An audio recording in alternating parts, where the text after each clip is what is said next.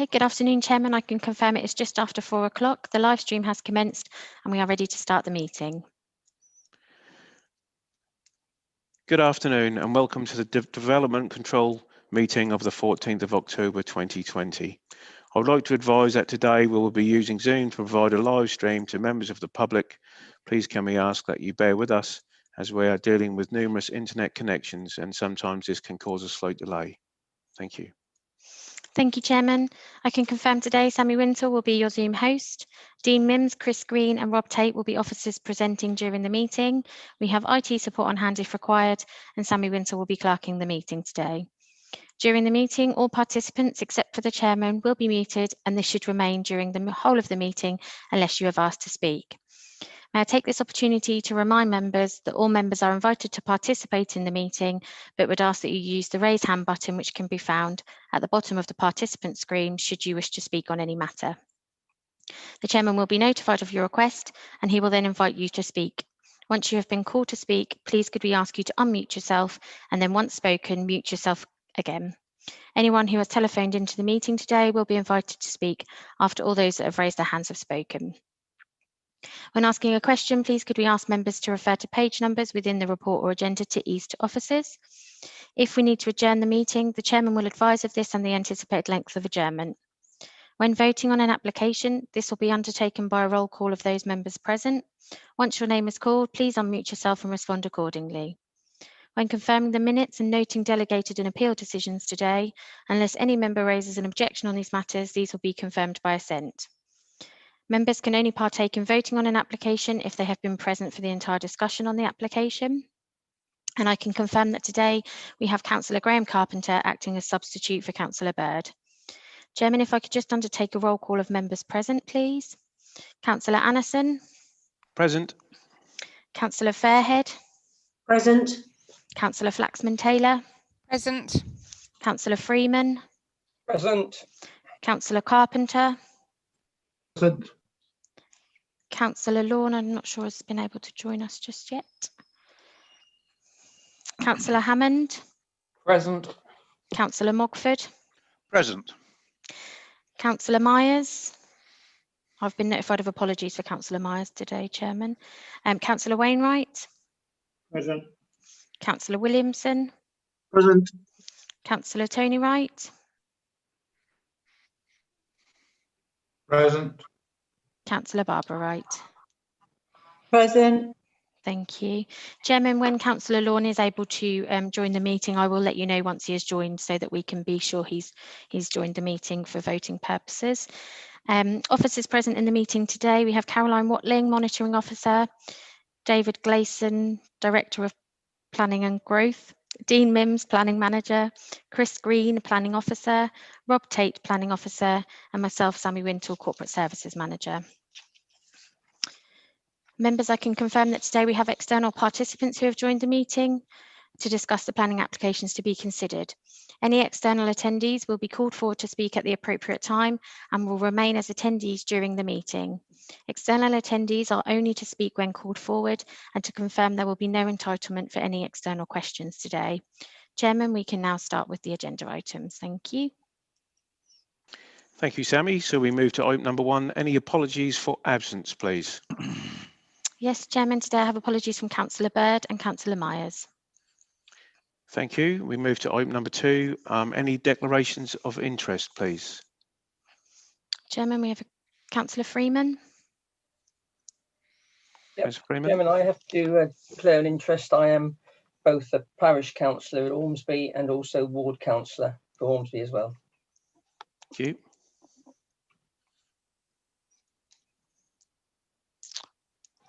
Chairman, I have no further hands raised. Thank you. Also, Sammy, you just want to declare that I am a parish councillor for Hopton as well, please. Thank you, Chairman. Okay, that's everybody, yeah? Yep.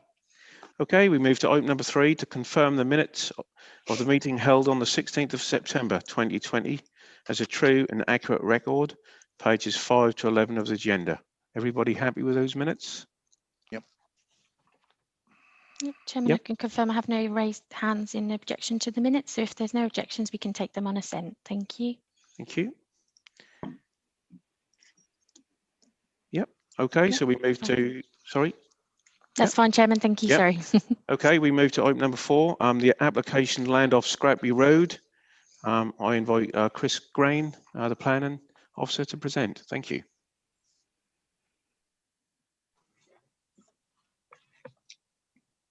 Chris? You're just muted, Chris. Sorry.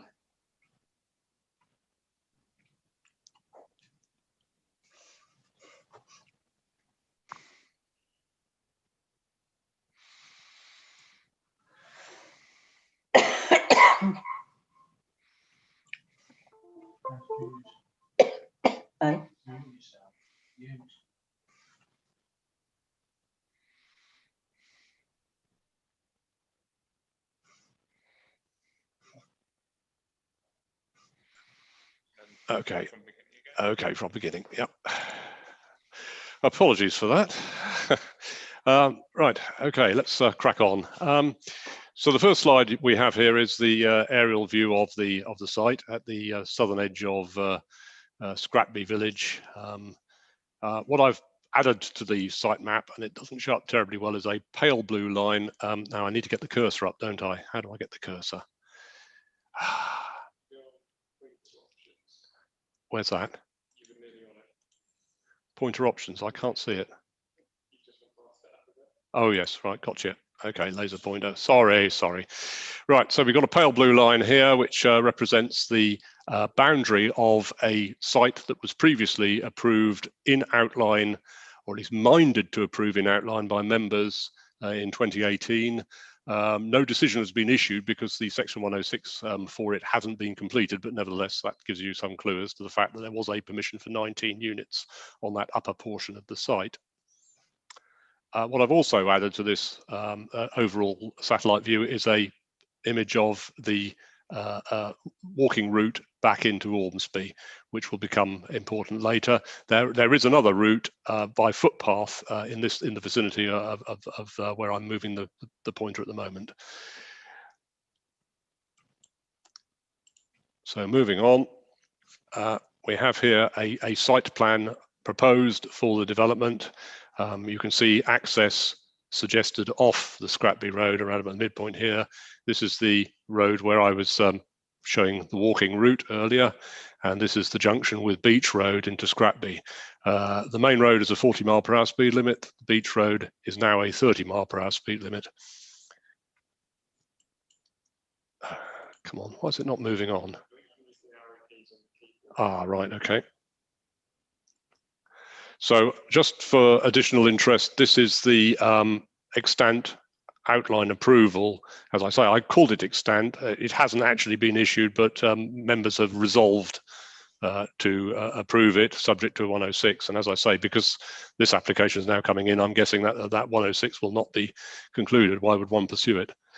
So just an image of the materials to be used as a graphic, and a landscaping plan. I think the important thing here to note is the tree-lined landscaping strip to the Scrappy Road side, and then an open space area within the middle of the site to give a little bit of a sense of place to the overall scheme. And then we'll run through very quickly through the house types. These are pretty much the standard house types that Badger have. In fact, when you look at them, you'll see there's familiar names on them. And I'll run through that very quickly, because I don't think we'll gain too much by spending time looking at them. So just to get some flavour of the site area, that's a view from the lay-by looking towards Pages Farm opposite the site. I believe Pages Farm are the current owners of the land. And that's a shot from near the junction with Beach Road, looking back, showing the recently approved property on the corner there. I think the fence line has been erected unlawfully on highway land, and I think we're seeking to resolve that at the moment. Another shot of the same properties and the northern end of the proposal site. View looking south towards, in the centre of the shot there, the Methodist chapel that gets mentioned in the report to some extent, and showing you the open views towards the coastal strip, which is something identified in the landscape character assessment as significant.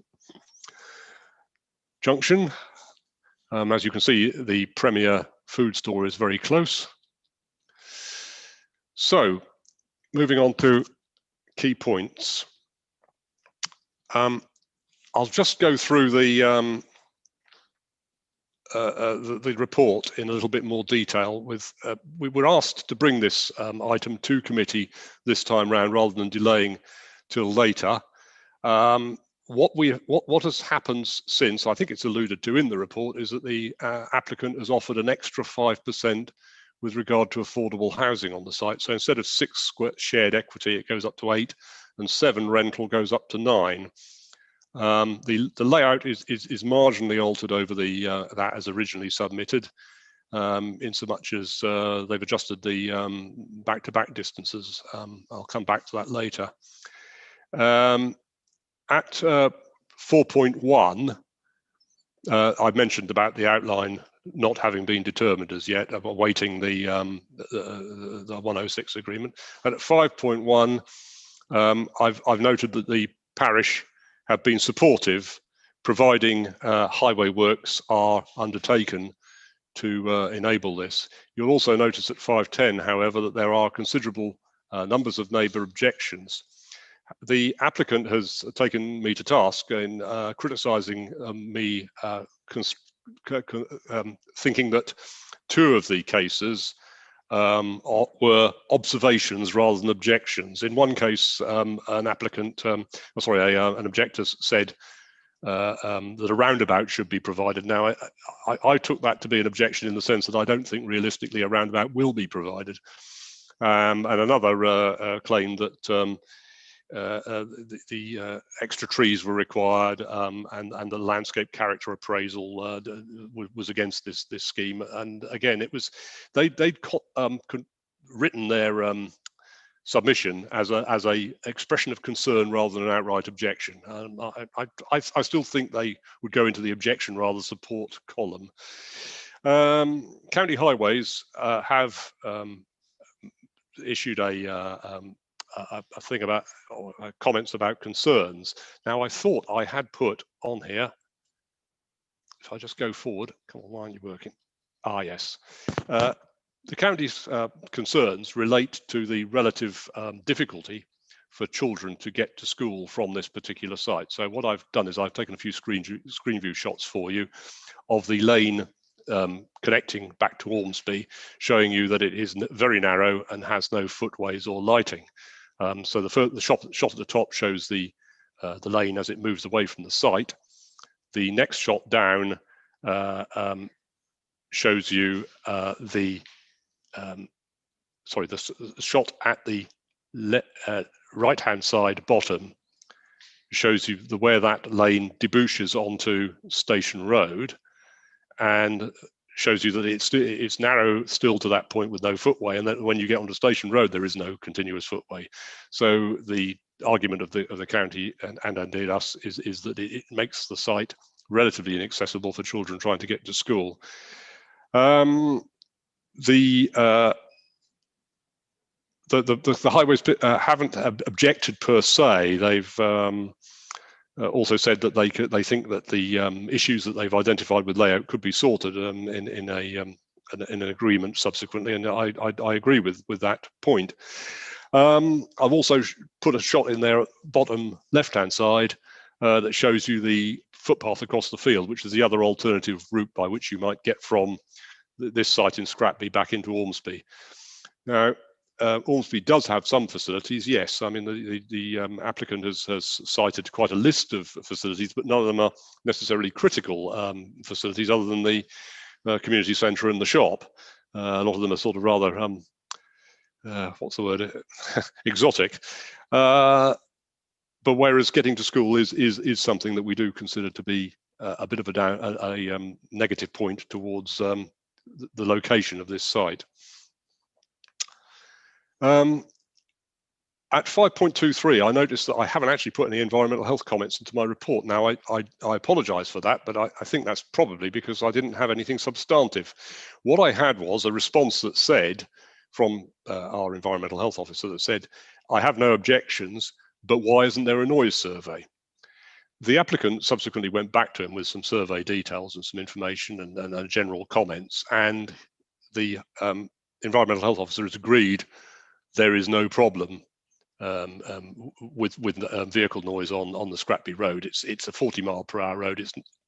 It's not that high speed a road, and the distances of the housing from the road make it less significant.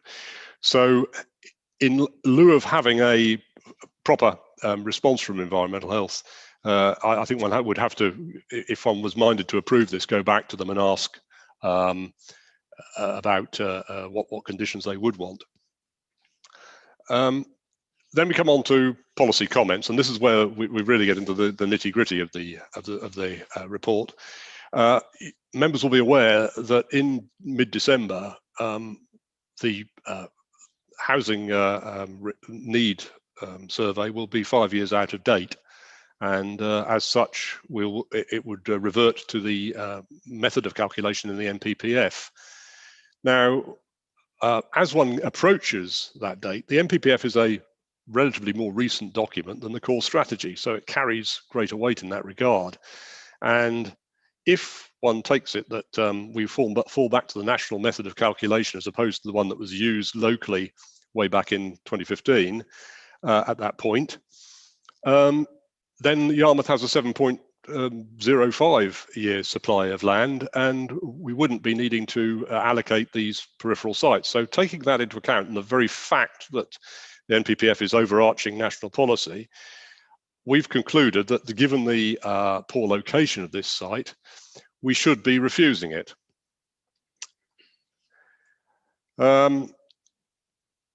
On to amenity. Within that, we haven't sought to negotiate a great deal on the design of the thing, because we've come to this conclusion that we were going to refuse it anyway, and it seems a little unfair to ask developers to start heavily finessing things. But I did make the observation that in the originally submitted scheme, there was poor amenity insofar as there were back-to-back distances with very direct overlooking between properties that were 2 stories in height of around about 20 metres. They've done a little bit of refinement, and in 1 or 2 cases that's gone up to 22 metres, but I can still find another case where I've scaled it, the most recently submitted plan, at 20 metres. So I still think that is unduly mean in terms of privacy amenity for those properties. I know I'm not working for East Suffolk anymore, but we used to think 24 was an absolute minimum. And then there are other general design matters that we would like to try and address if members were minded to approve this. However, as I say, our resolution is to or our recommendation is to refuse. So I'll just move on to the next screen. And there we are. So I'm saying let's refuse it as contrary to spatial planning principles, as it's too remote from the facilities that need to be accessed, and that there's little in the way of material planning benefit, notwithstanding housing supply issues. One of the options we did offer to the applicant when we were negotiating on this was to suggest that affordable housing could be, if it was characterised as a rural exception site at the edge of a settlement, that we could go down that route. I think we still feel that the improved offer of 25% affordable housing as opposed to 20% affordable housing doesn't go far enough in that regard. And to meet that sort of policy, one would normally have to provide a viability appraisal to support the open market housing that would be used to fund the affordables on such a site. We're also saying it's excessive in its scale in relation to the settlement, and a failure to reflect the form of the surrounding development, intruding into open countryside. Given the landscape character appraisal, which seems to cherish the long views from that highway to the coastal strip, I think that is a truism. It is grade 1 agricultural land, and therefore contrary to both national and local policies on that count. Thank you. That concludes my presentation. Thank you, Chris. Any members got any technical questions for the planning officer, please? Thank you, Chairman. I'll just wait for Chris to just stop sharing his screen. Sorry, how do I do that? Go to the top and then stop share? Please, oh, yes, I see it. I thank see you. it. There we go. Yep. Thank you.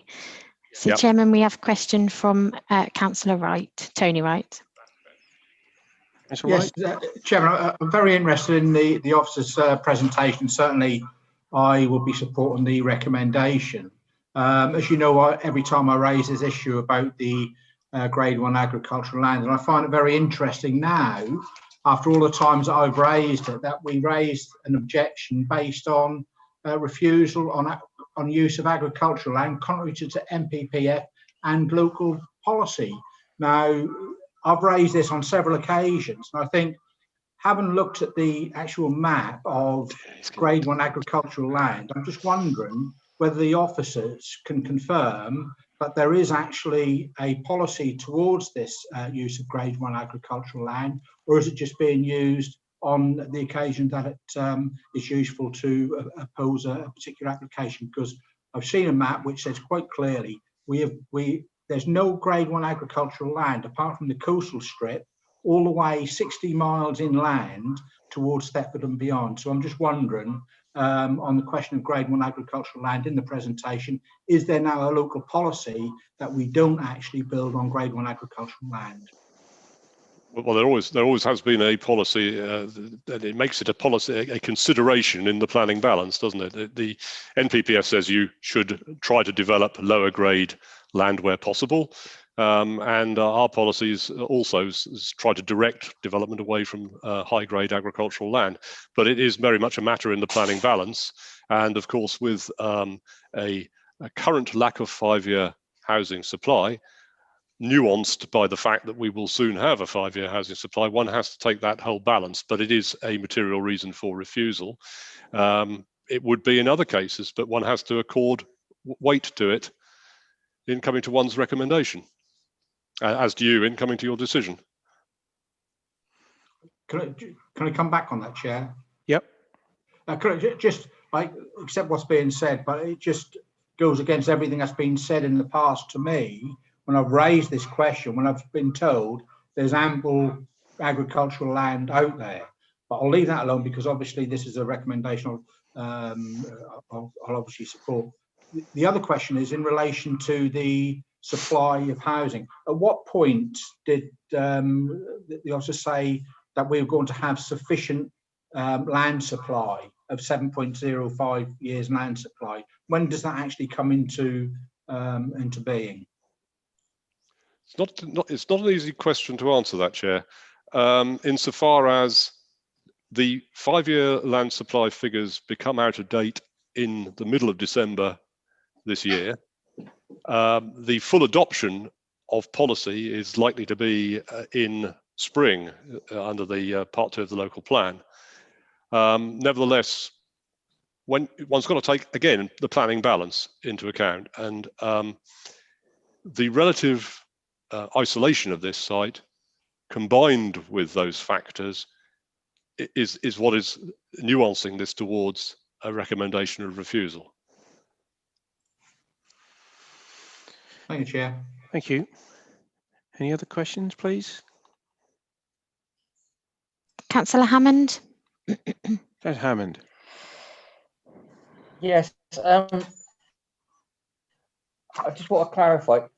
If we refuse this, the original 19 still stand, though, don't they? From the previous application. Correct, they do for as long as that permission endures. Having said that, of course, it hasn't been issued yet, so it doesn't actually exist at the moment. If they completed the Section 106 agreement and we issued the consent, it would then have the specified number of years to run. Sorry, am I? I'm breaking up. So if we were to issue that consent, it hasn't been issued at the moment because it awaited a Section 106 agreement. Members had resolved to approve subject to a Section 106. So it doesn't actually exist, but your resolution does exist. And it would have, if the Section 106 was completed and sealed, it would then have 3 years from the point when we issued the decision based upon that. Okay, I just wanted to make certain I've got it clear. So they can still build 19, but they can't build the 67. Can I just come in there as well, just to clarify Yep. something? These are two different applicants as well. So in order to actually sort of to build the 19, as Chris says, they'd have to sort of agree to the 106 agreement as well there. At the moment, there doesn't appear to be any progression on that whatsoever. Thank you. Okay, no, thank you. That's all. Thank you. Anybody else, please? Any technical questions? Yeah, we've got a question from Councillor Wainwright. Councillor Wainwright. Yeah, I think it's not really a technical question, but it's really on this land supply. Obviously, on page 24, it says at present the council is unable to demonstrate a 5-year supply of deliverable housing sites. That's under 9.1, and then 9.3, it says that we should soon be able to demonstrate a robust 5-year supply. And I heard the officer say this could be a 7-year supply. I mean, that's a remarkable increase, because only about a year ago it was about 3.5 years. Yeah. So we've doubled it. Now I know there's a lot of planning applications been approved, but you know, at this moment in time, I mean, I will be supporting the recommendation, but at this moment in time, we do not have a 5-year land supply. It's as simple as that. And you know, for officers to tell us that, well, in a few months' time we might have, that's not good enough. You know, when we've had the local plan meetings, we've been told time and time again, we do not have the 5-year land supply. And at this moment in time, we certainly don't, until we're told differently from the statistics or whoever it's worked out. But I think this is all a bit, you know, we're probably... Councillor Wainwright. No, I just want to make a point. We probably No, will. you can make these points in a little while. There's a technical question. Well, that was a technical question, because obviously we discussed this land supply issue, and it's an issue that we've just discussed. Yes. Thank you. Anybody else, Sammy, please? No, Chairman, that's it. Thank you.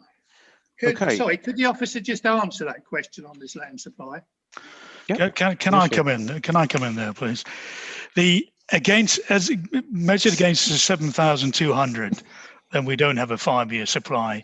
If it's measured against the revised figure, and then which is sort of coming forward, which has been put forward as part of the local plan submission to government, then we do. And that's really the question, that the figure that Chris is referring to is against the revised figure. It's not against the 7,200.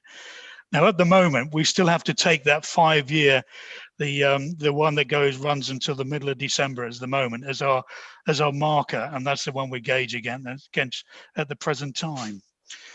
Within that, you also have to look at the hierarchy of sort of settlements that we have in the local plan, and perhaps we can come back to that when we sort of open up for the sort of debate again on it. Thank you, Dean. Okay, thanks, Chris, for your presentation. At this point now, I ask Alan Presley, the agent, to come forward, please. Thank you, Chairman. Can you hear me? Yes. Yep. Yep. Welcome. Thanks.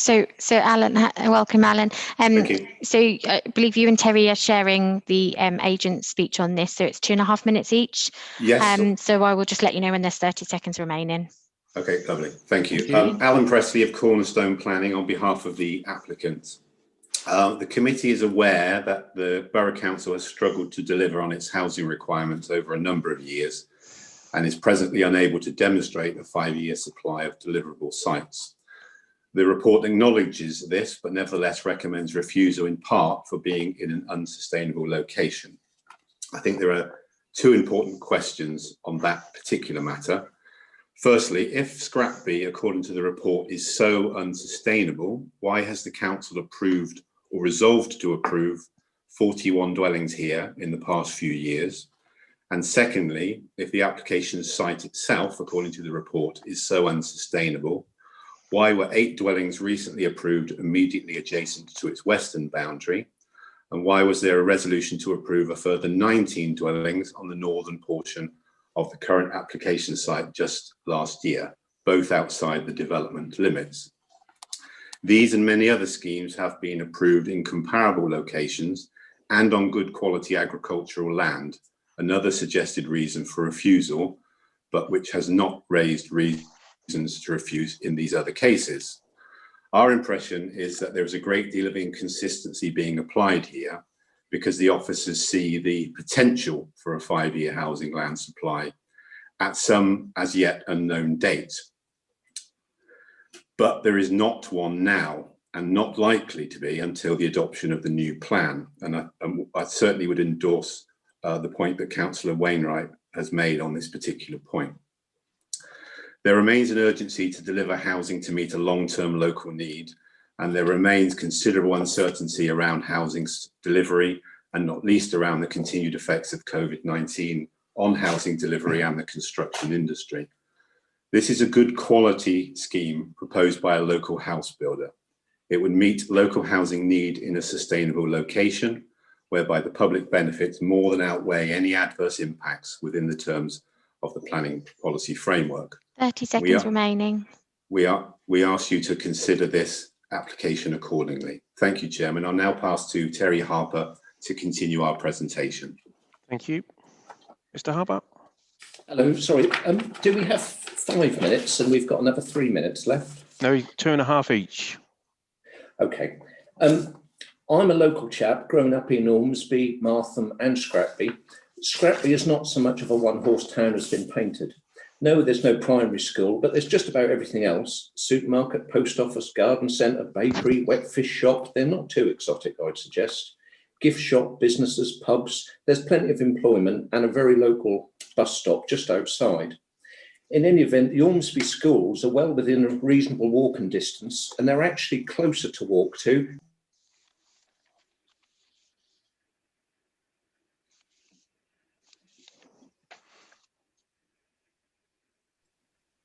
Mr. Harper, you've muted yourself.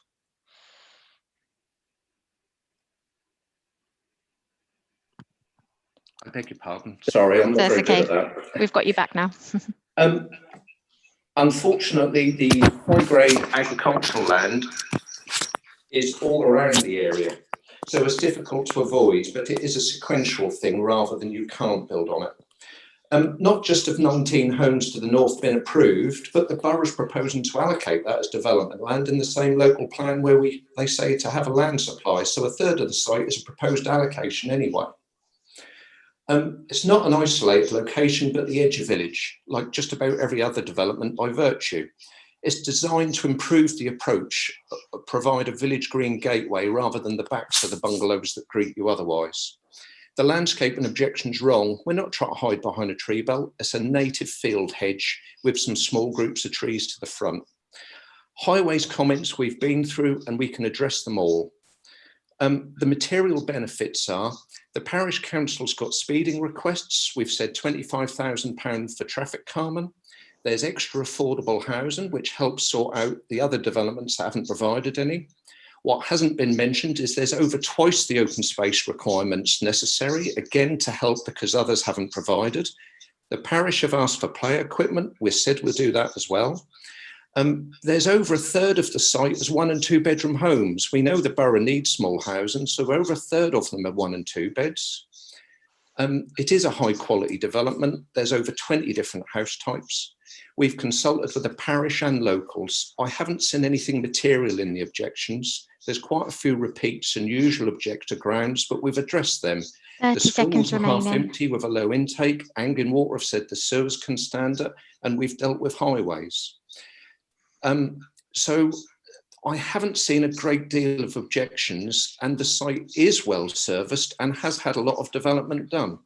I welcome any questions because we're working ever so hard to do a proper job here. And if there's anything we can do to address that, we'd like to engage further. Thank you for your time. Thank you, Mr. Harper and Mr. Presley for your presentation. Has any members got any technical questions for those two agents, please?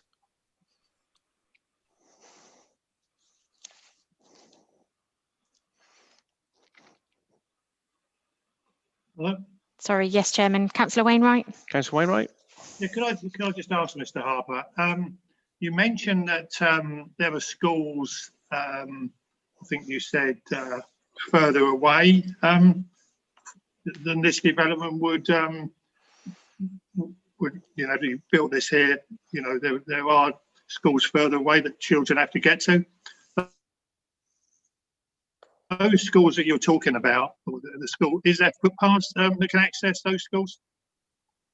Do you know?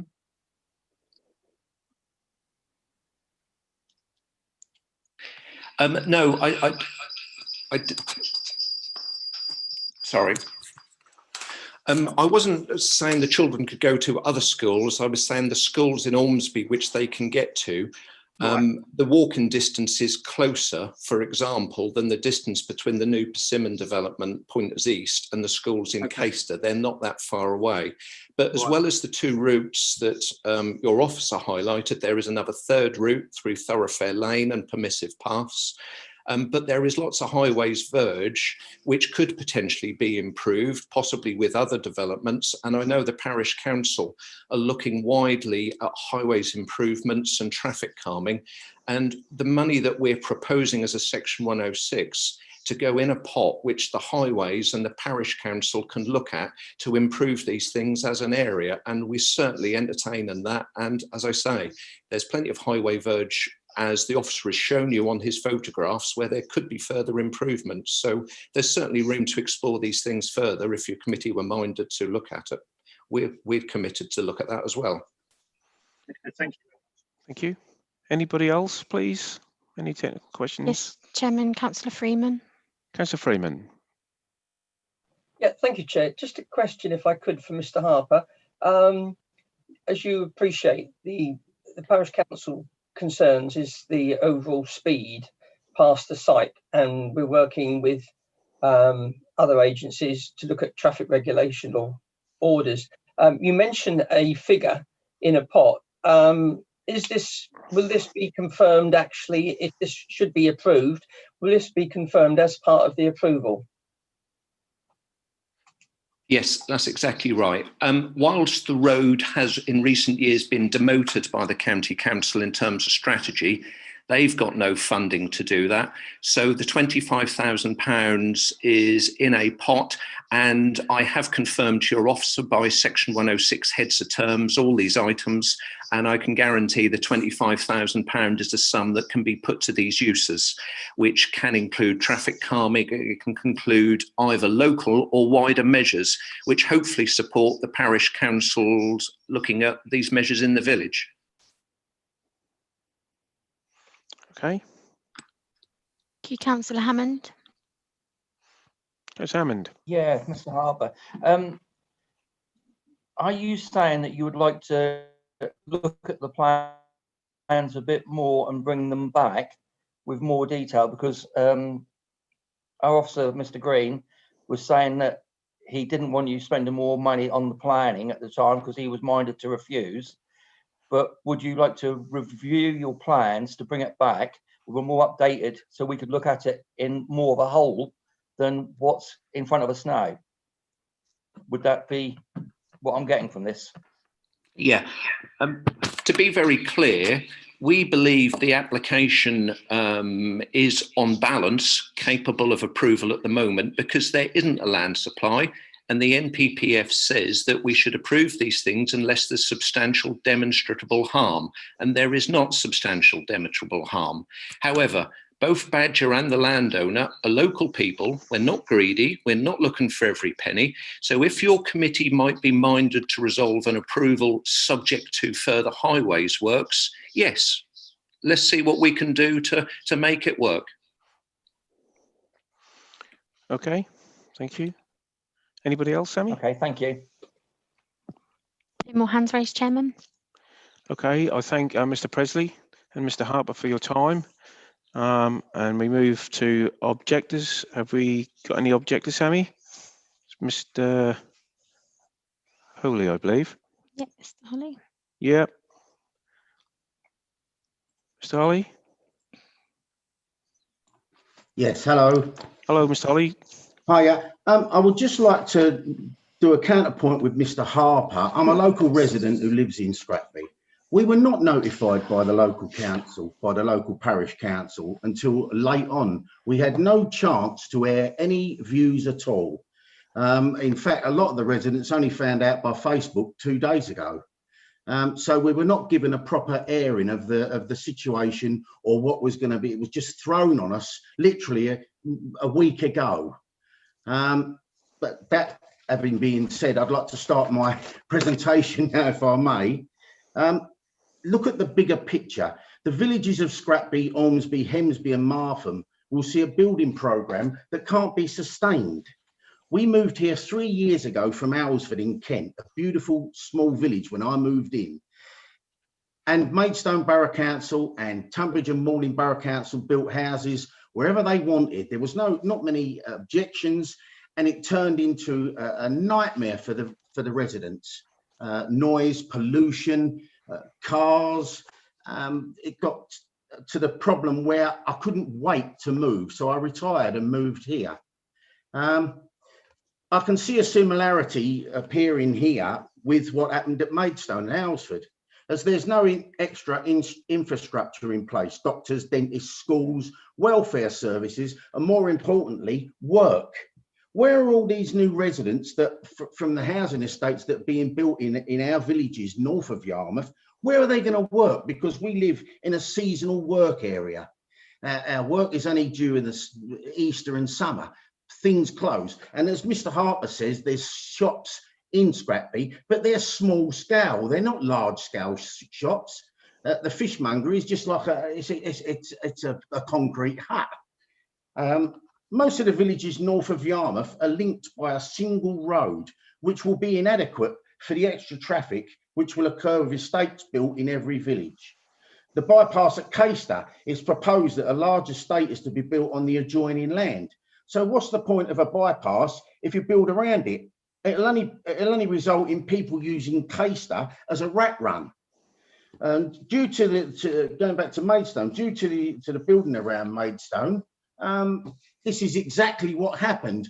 All the major routes became rat runs for people to leave the clogged roads that these housing estates caused.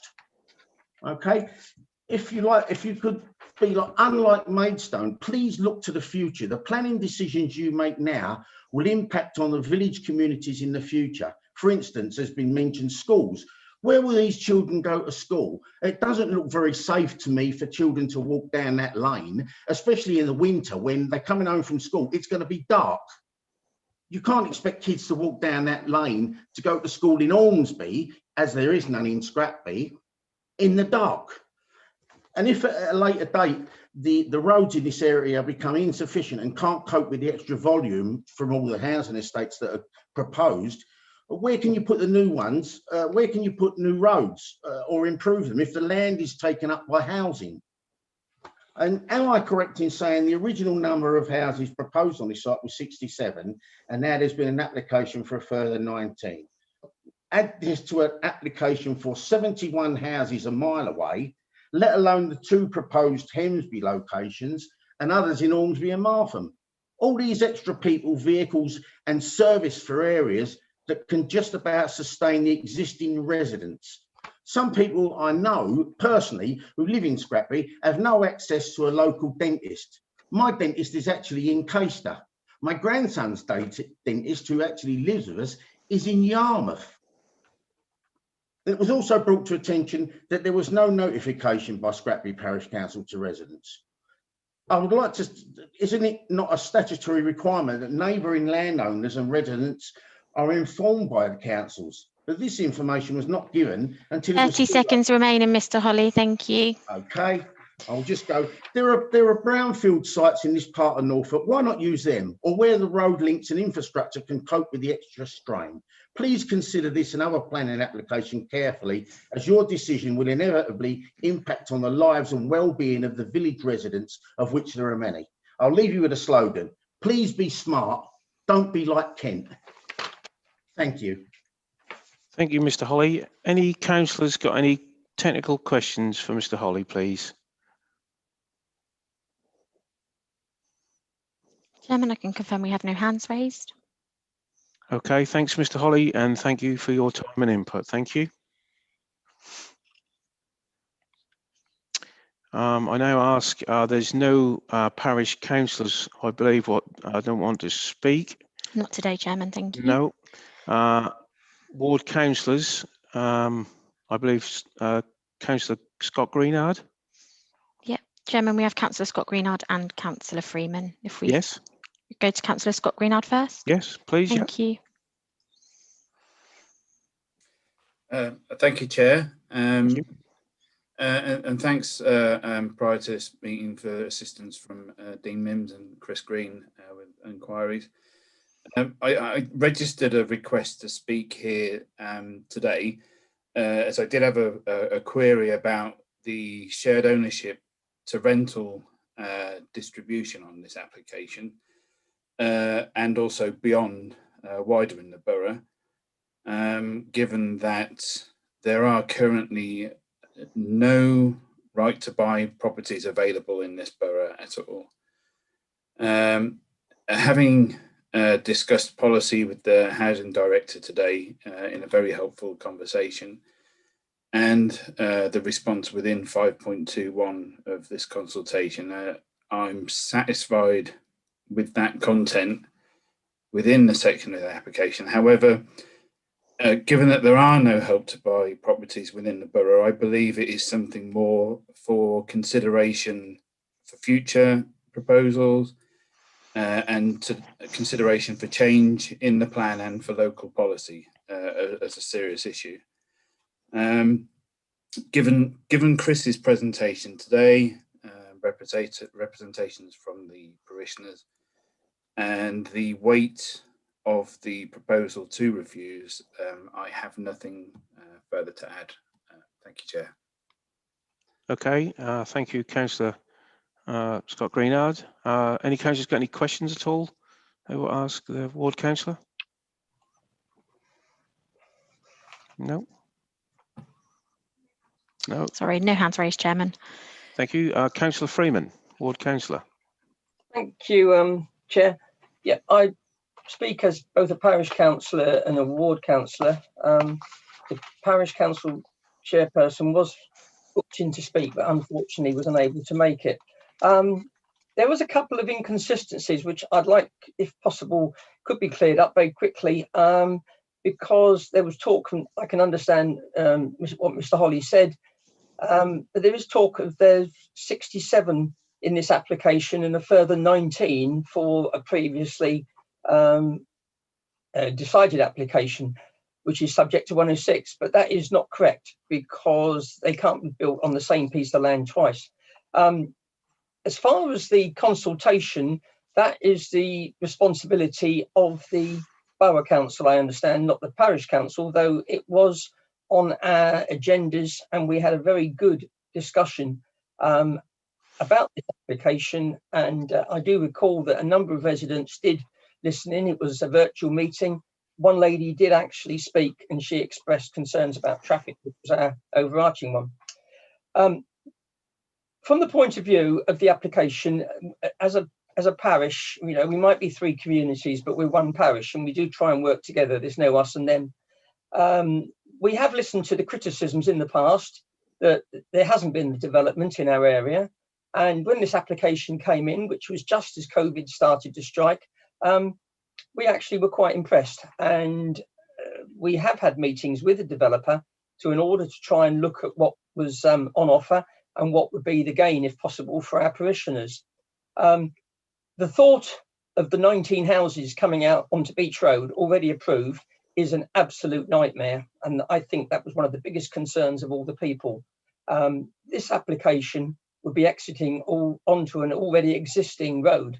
What I would say is that we would be very much wanting to work with the developer in order to see a TRO that would not just be a reduction in the speed limit, but traffic calming measures in a physical way, whether it was markings on the road or a gateway into the parish, just to allow people to realise they were in a slower speed limit. And we wouldn't be setting a precedent, because if you look at the bypass, as I call it, that goes past or through Hemsby, there are no junctions on that road, but from Newport into Hemsby is only 30 miles an hour. So I don't think our request for 30 miles an hour was wrong. But we actually trying to accept that the housing supply requirement is and still is that we haven't got the housing supply level up to enough. we actually were quite happy to look at this application, and we felt that this would not impinge that much on the people of Scrappy. And I can understand people's concerns about infrastructure, but I always think that infrastructure will tend to follow a development. One of the things I would point out is that the provision of a footpath to the north, which it currently is blocked because of a development of a fence and a hedge, which is causing people to walk in the road, which is extremely dangerous and unfortunate, gets people very quickly into Scrappy, and there is a considerable number of facilities to support people, and also good access to get down to the beach. So I don't see that there's a problem there. I live in Ormsby, not far from the school, and I am surprised the whole time that hardly anybody takes their child to school by holding their hand and walking along. They plonk them in the car and they drop them at the school. Outside the school gates is chaos, 9:15 till 15:15, and in the afternoon the same. We just have total chaos because nobody takes the children to school. And I don't see it as a valid reason to refuse this application because of the lack of proximity to the school. I do believe that children from Hemsby, when the Pontins development, are allocated to use the Ormsby school, and they would have to walk along a road with no footpath, and it's the same distance, it's about 1.9 miles. So our main concerns was the access onto the Scrappy Road, and that the speed limit would need to be reduced to make it important. We do feel that this actual development is sustainable, and within the parish, we are looking at ways that we can incorporate and use developers. So Councillor Freeman, if we could just have 30 seconds left, please. Thank you. We can get some game. All I can say is we're not beguiled by a developer turning up with nice plans and nice words. We feel that a lot of thought has gone into this application, and I, for one, would like to approve it. Thank you. Thank you, Councillor Freeman. Any questions from any of the councillors, please? No? No, thanks, Chairman. Okay. Thank you, Councillor Freeman. Thank you to Scott Greenard as well. So we now move to committee debate, and the decision is over to you. What does everybody think? Councillor Wainwright. Councillor Wainwright. Yeah, I mean, I was minded to go with the officer's recommendations on this, but having listened to Councillor Freeman, I mean, for once, I am in agreement with the parish council. I'm also in agreement with Scott, because obviously when you look at the mix of accommodation, and obviously, we've got affordable rented housing and we've got shared equity, which are badly needed, certainly in the northern parishes. Agricultural land, as I know Councillor Wright it brings that up, but at the end of the day, we do approve things in the north.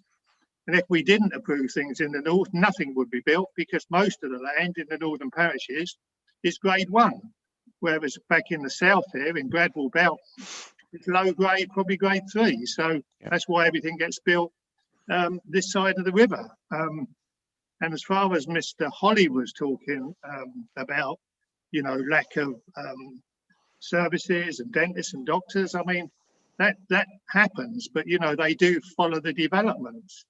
But, you talk about these numbers. I mean, obviously there's another item on the agenda today, which obviously has already got permission. I mean, it's just looking at some issues. But, it's 200 houses, in Hopton, which is very, very close to Bradwell. So, this is a good development. And I think, subject to further highway work being done with the developer, if that can be a condition, because obviously there are concerns about children getting to the school, although Councillor Freeman says, that, and I agree with him, most people take their children to school in a car, and it is chaos outside most schools, at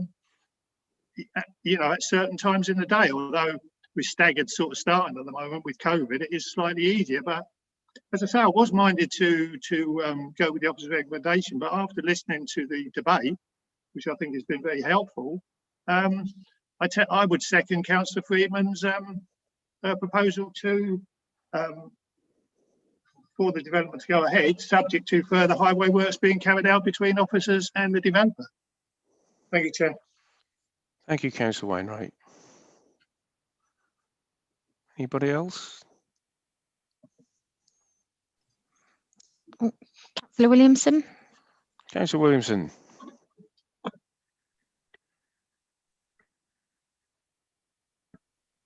Thank you. Just had to mute myself. I'm afraid I must disagree with Councillor Wainwright. I think on the balance, I understand the argument made by both the agent and the local person and the parish council. But I think on the balance of decisions here, with the intrusion into the open countryside and the landscape issues, I think on balance, I would go with the recommendation. Thank you.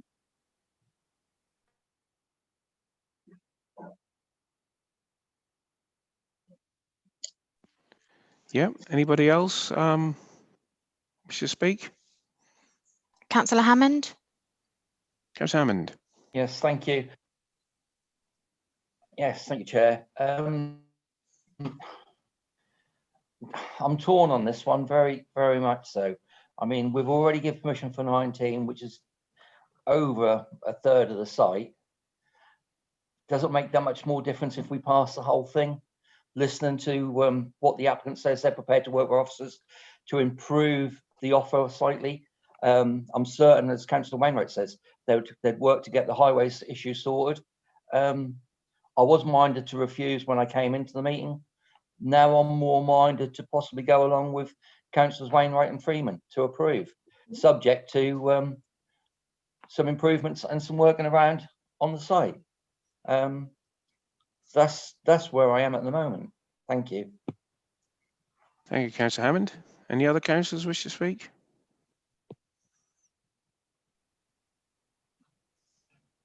No further questions, Chairman. So have we a proposer and a seconder, please, on the recommendation to refuse? I'll second it. I think Councillor Freeman proposed it. Are we talking about the recommendation on the papers? Yes, Caroline, can we just check something first, please? Yeah. Sorry, Chairman. I think Councillor Freeman, although proposed, it was as part of his ward councillor speech, not as part of the debate. Yep. So we haven't technically had a proposer to the application yet. Thank you. Chairman, I'd be happy to propose it. Could you clarify what you're proposing, please? Because obviously the recommendation is for to propose to accept the application subject to some amendments between the officers and the developer on highways and spatial parts. Yeah. So I mean, just to clarify, further highways work, I think. Yeah. Yep. So to clarify, Councillor Hammond, your proposal is to approve the recommendation. To approve the application, sorry. Yeah. So you're going against the opposite approve. Recommendation. I think Sammy just needs to be able to jot down and read back what the proposal is so that we're all clear. Yep. Yep. To approve the application subject to highways improvements. Does that sound acceptable? Yes. Yep. Do we have a, sorry. Okay. Sorry, and Councillor Wainwright is the seconder, is that correct? Yes, yeah. Okay then. May I ask what the improvements are? It's a very general statement to make. I mean, we need to know what these actual improvements are going to be, please. Well, the improvements were obviously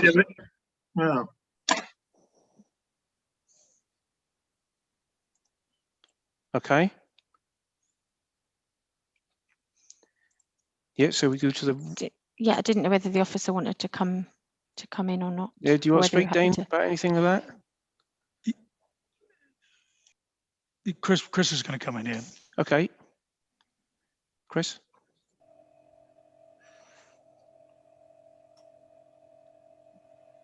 I have managed to unmute myself now. Okay. Yes, there is a draft heads of terms section 106 agreement that arrived with me on the 8th of this month, which has been indexed, and it does include offers of sums of money for highway improvements. I think members have been talking about getting a speed reduction and numerous, quite a few other things. I'm not absolutely clear what the bottom line is sitting here at this moment, but I know what's in the section 106 heads of terms. I did actually think about printing it off for this evening, should have done. They are they? You've got them, okay. Let me just come back in here, Chris, because if you want to have a quick look at those there. Yeah, okay. If you go back to sort of paragraph 512 on page 16 there, the county council has made a number of comments, but I think the important thing is that to actually look at the last part where it's sort of talking about some of the off-site improvements offered may not be deliverable as a result of space constraint or legal impediment. There are matters of detail within the submitted plan which would need to be altered. So I think what we'd need to do, I think rather than actually approve this application at the moment, I think you'd be better off deferring it so we can actually make sure that all these things that sort of apparently being offered can actually be delivered. Otherwise, I think we put ourselves in an awkward position there as something that may not be deliverable at the end of the day. So I think you need to bear that in mind when you're sort of, when you're discussing this. Okay, Dean, yeah, thank you. What do members think about that? I mean, that's a good point. If possibly we defer the decision and come back to it when we've got more details about them highways issues. What do everybody think?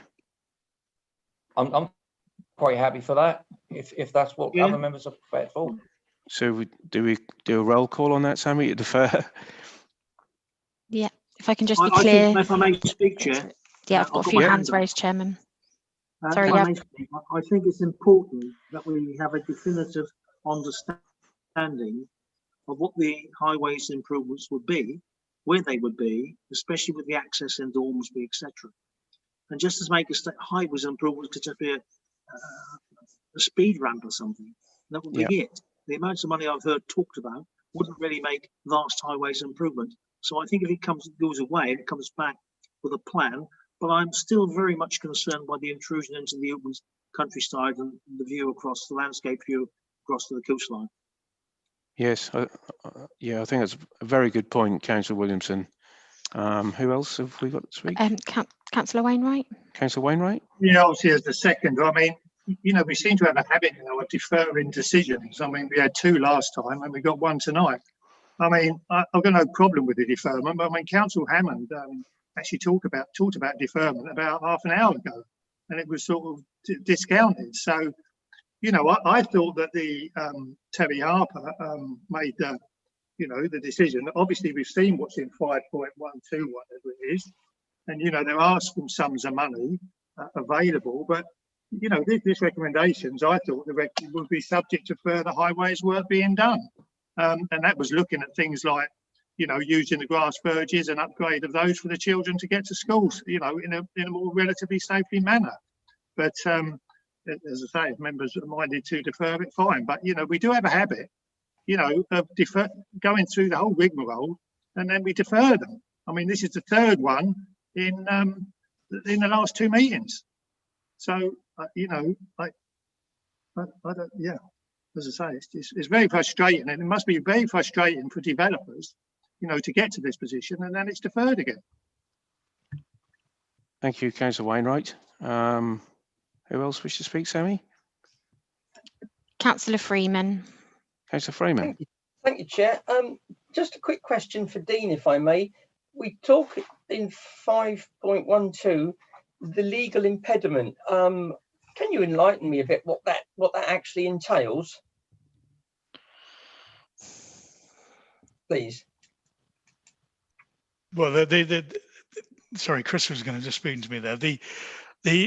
What it may well be is that that first of all, that any land may not be under the control of the applicant to actually deliver these. It may not also be under sort of the highways jurisdiction either in this.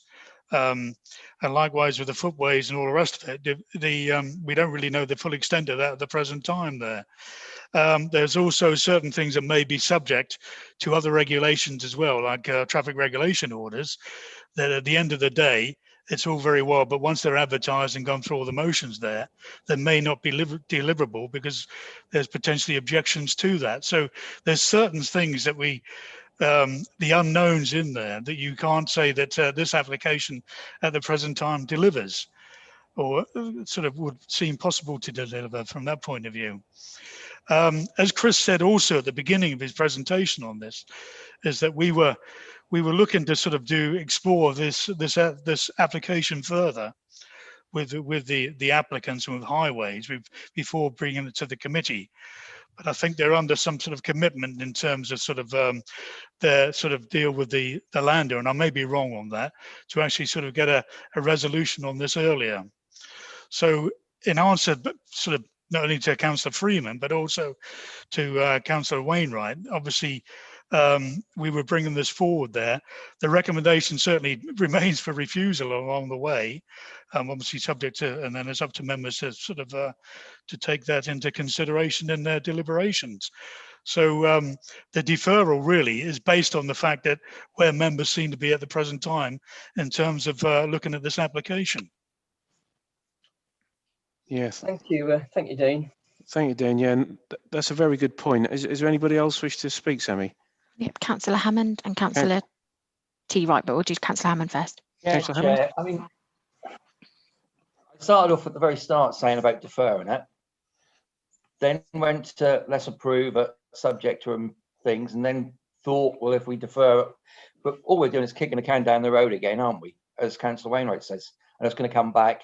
Why can't we just vote on it to, as I said, to approve it subject to highways improvements, leave it to the officers and the developer to sort that out, or if we lose the vote, then it's gone the other way.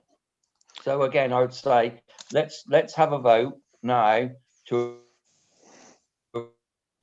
approve subject to amendments to improve highways conditions, and leave that for the officers and the developer to sort out.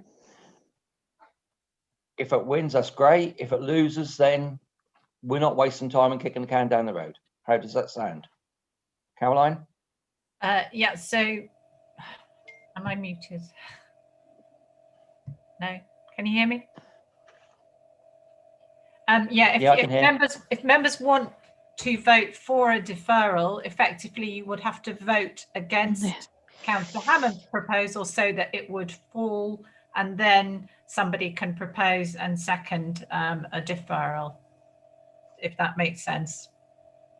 Okay, so yeah, so we're going to vote for an approval first. Is that what you're saying, Caroline? As per Councillor Hammond's proposal, because that is now proposed and seconded, so really you need to take a vote on it to either approve it or clear it off the table. Okay, then I'll just go over to Sammy then. Okay. Chairman, so I'll do a roll call of members. This is for approval of the application. Subject to highway improvement. Subject to highway improvement, thank you. Councillor Anderson? Against. Councillor Fairhead? Against. Councillor Flaxman-Taylor? Against. Councillor Freeman? Approve. Councillor Carpenter? Against. Councillor Hammond? For. Councillor Mogford? I have been absent because my internet's thrown me out for 3/4 of the conversation. I'll have to abstain. Thank you, Councillor Mogford. Councillor Wainwright? For. Sorry, what was that, Councillor Wainwright? Sorry, I didn't catch that. For. Thank you. Councillor Williamson? Against. Councillor Tony Wright? Against. And Councillor Barbara Wright? Against. Thank you, Chairman. That is not approved. So we now move to a recommendation to defer the application. Okay. Do we have a proposal? Yeah, Proposing a seconder. That yet. No one's Okay, proposed are it. we a proposer to defer, please? I'll propose to defer. And have we got a seconder to defer, please? Councillor Yeah, I'll Flaxman second Taylor that. has got a hand up. Yeah. Thank I'll you. second that, Chairman, but we are We've- seconded with the condition. Yeah, that was to propose the defer. Yep, so I think we've had a proposer, and a seconder on that now. So Councillor Flaxman Taylor and Councillor Hammond. Okay, so we now go to the vote again then, please. Thank you, Chairman. Councillor Annison, For, Councillor Fairhead, For. Councillor Flaxman Taylor, For. Councillor Freeman, For. Councillor Carpenter, For. Councillor Hammond,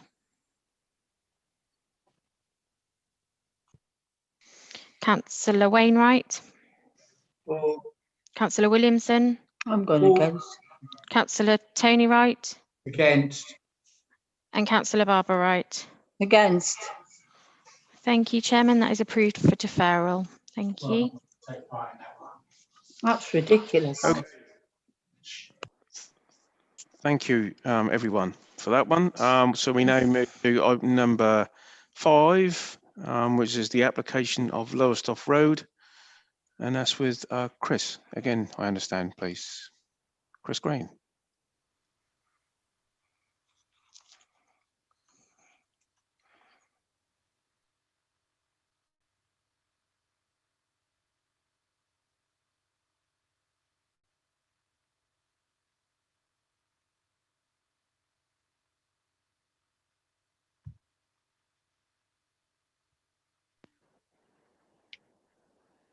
Yep. Okay. Apologies for being muted. Share screen. Yep. Yep. Hit that. Yep. And then find my pointer.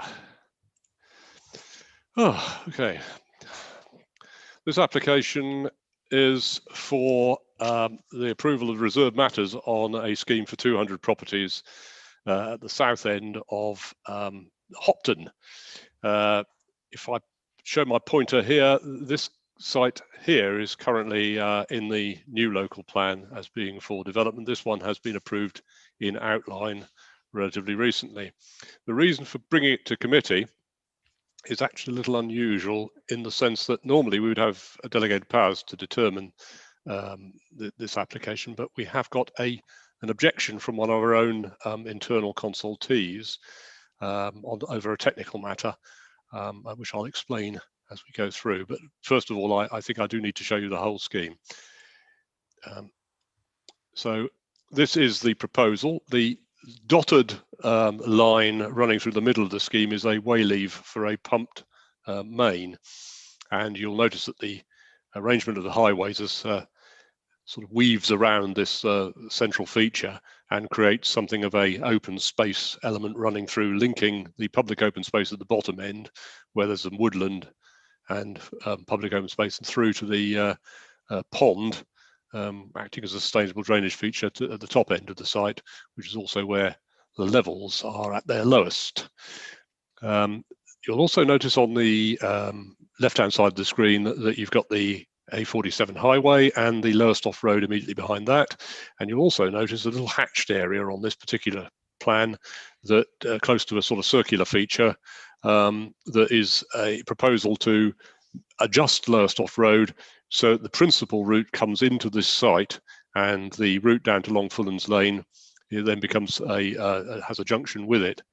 Longfullan's Lane, of course, is a narrow single-tracked carriageway with no lighting, no footway, and for that reason, this scheme does not include a pedestrian link at that point at this moment. But of course, it can easily be facilitated because the public open space runs up to that edge, and indeed, it is hoped that Longfullan's Lane will be improved when the scheme that's in the current local plan moves forward.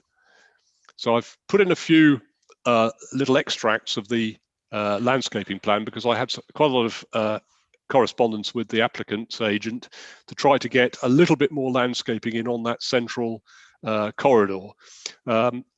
County highways are, of course, very adverse to trees close to highways.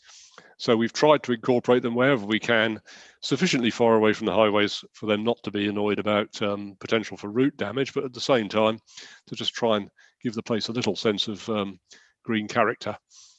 And we've managed to get a few in, let's say, not as many as I would have liked, but yeah, I think you've got to reflect on the bounds of practicality in these matters. And there's another shot that shows that same central feature. And quite a bit more planting, of course, around the sustainable drainage feature, which is going to be very welcomed.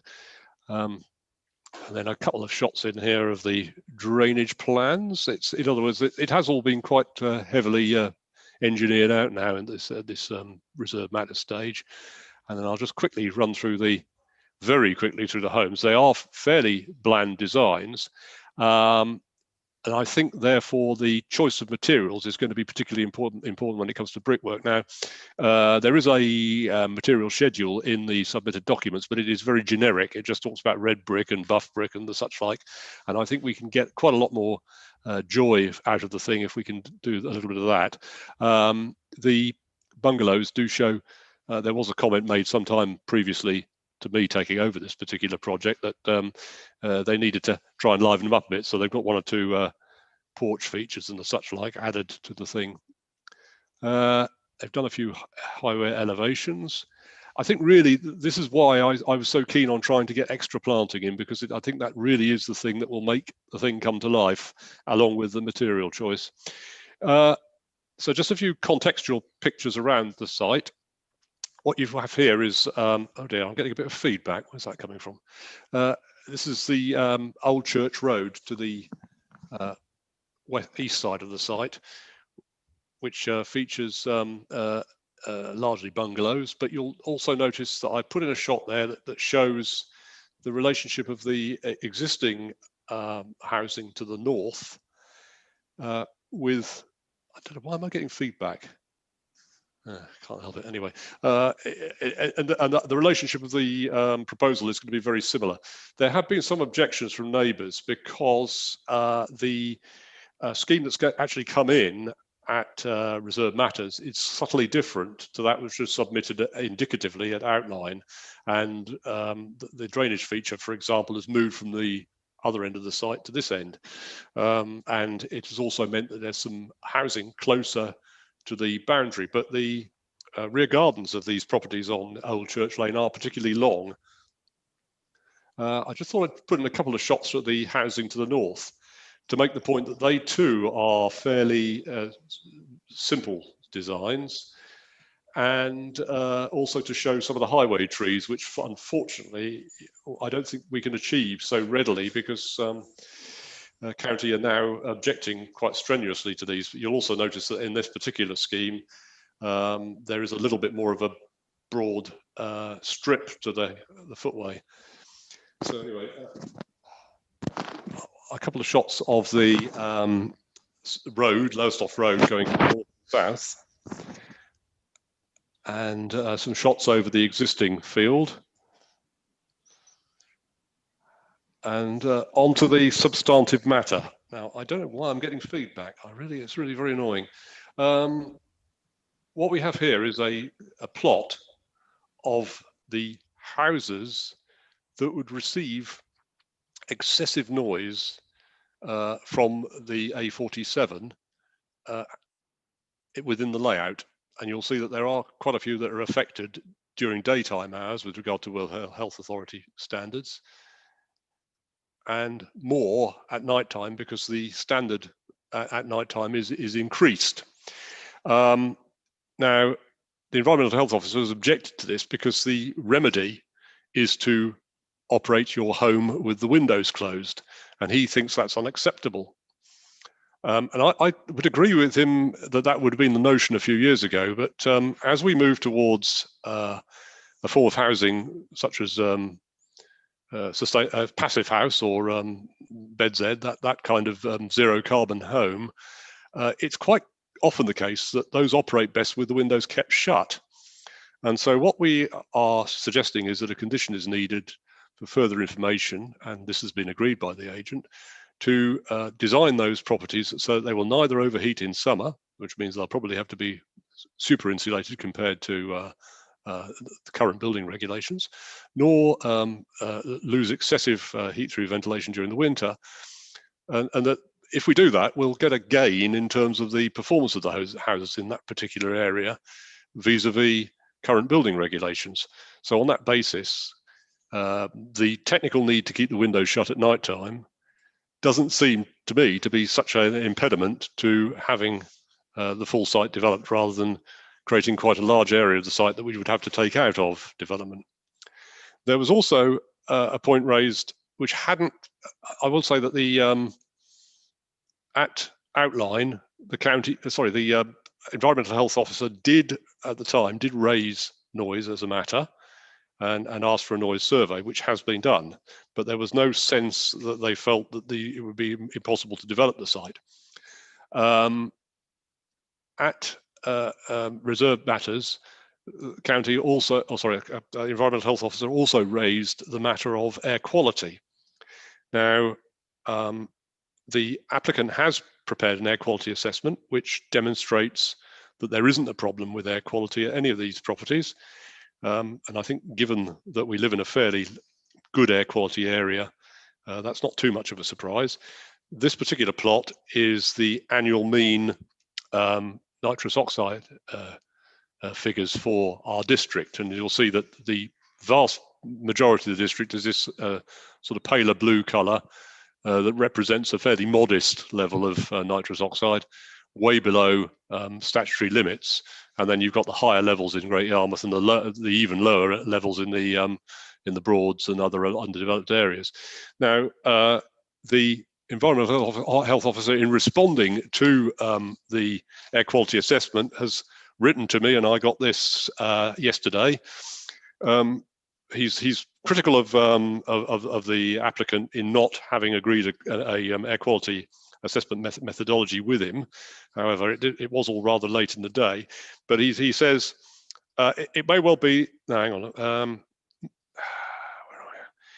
are we? I think we leaving this burden of decision-making readiness of approach to you or me is hardly ideal. I think that we can give them the benefit of the doubt that the simple assessment approach of using the above roads as a proxy for Lowestoft Road is reasonable rather than detailed modelling, with the closest being Lowestoft Road. And as such, air quality would not have a significant adverse effect on the proposed development. So he is accepting that the air quality matter is not one for further concern. I'll just move on for a second. So going back on that, we mentioned noise, we've done air quality, we've done design, and I think I've mentioned the importance of the spine in creating that sense of place within the scheme. So the recommendation is to approve, but with some further conditions added. Obviously, there's the standard timing and compliance conditions that are applied to all applications. There's a special condition to require enhanced energy and low thermal gain measures in the properties in the red zone. On the area of woodland to the south, we are seeking to set up a circular walking route, and there is an indicative circular walking route shown on the drawing, but that needs to be fully and finally agreed, so that's something we can condition. The Suds Basin needs a little further work according to the local lead flood authority, including a risk assessment carried out by the applicant and a competent risk assessor looking at that and agreeing it on behalf of the applicant. I think this is the way that local lead flood authority seek to remove risk from themselves, but it's something that's quite common now. Condition for the implementation of the planting scheme, which is relatively straightforward. There's already a green infrastructure management plan, and so it just has to be tied up. And I've asked for passive provision of electric vehicle charging in the communal areas. There is a small car park relating to some flats where there is not dedicated parking, but given that we will all be driving electric vehicles within the lifetime of this development, I would at least like to see ducts and pull-throughs put in place. Condition for the water management, we have an emergent policy that requires a reduction in the number of litres consumed per person per day to 110, and as that is not objected to, it carries some considerable weight, and they're very happy, I understand, to try and meet that. Permitted development rights for roof windows and extensions need to be removed at this stage, because obviously at outline we didn't know what implications there would be. I'm not suggesting removing other permitted development rights, but that's another thing. And then details of materials before the works proceed beyond foundations. In other words, before they actually start building things where the materials would show externally. And then there's a substation near the entrance point to the site, and we would like to know a little bit more about that before it's put in place. And that concludes the presentation. Thank you. I shall stop the screen share. Thank you, Chris. Just a couple of questions just before I ask the other members regarding the conditions if this site was approved. Would it be possible to have a condition to say that all trees other than those affected by the vision splaying at the site are to remain with any hedging? We've had it on various sites recently where a developer will move in and completely destroy everything, you know, and take it away. Could we have a condition so no other trees are touched without obviously consulting the council first? And also with regards to a pedestrian crossing outside of the site, could there be a condition, some way of working with the developer or conditions so they contribute towards a crossing which is vitally needed in that area?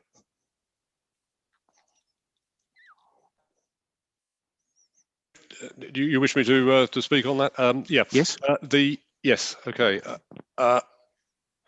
With regard to the existing trees, we have mapping of the site showing where the existing trees are, and we have a landscaping scheme that shows them retained.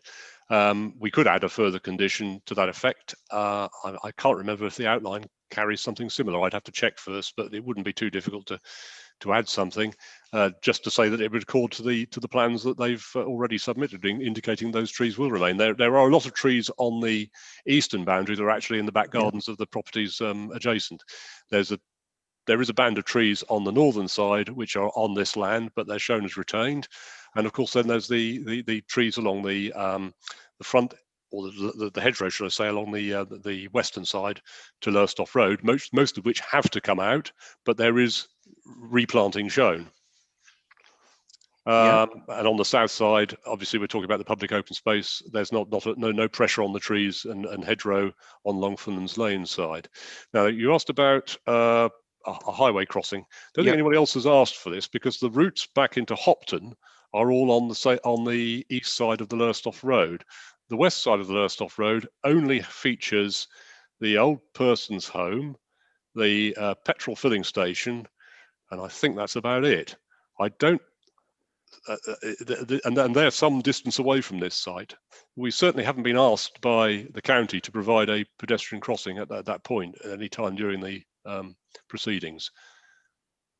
But just a quick question, could there be anything earmarked in 106 to contribute towards doing that? Because that is something in the future what you know, the residents, and I understand the parish council, would like to see across to those shops from rather a lot of houses in Hopton. Wonder whether there could be something drawn up to obviously, you know, possibly get the developer contribute towards a scheme which is being looked into by Norfolk County Council. I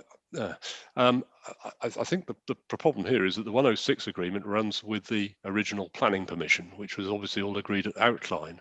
As I say, I cannot understand quite why we're looking for a crossing on the Lowestoft Road immediately in the vicinity of this site.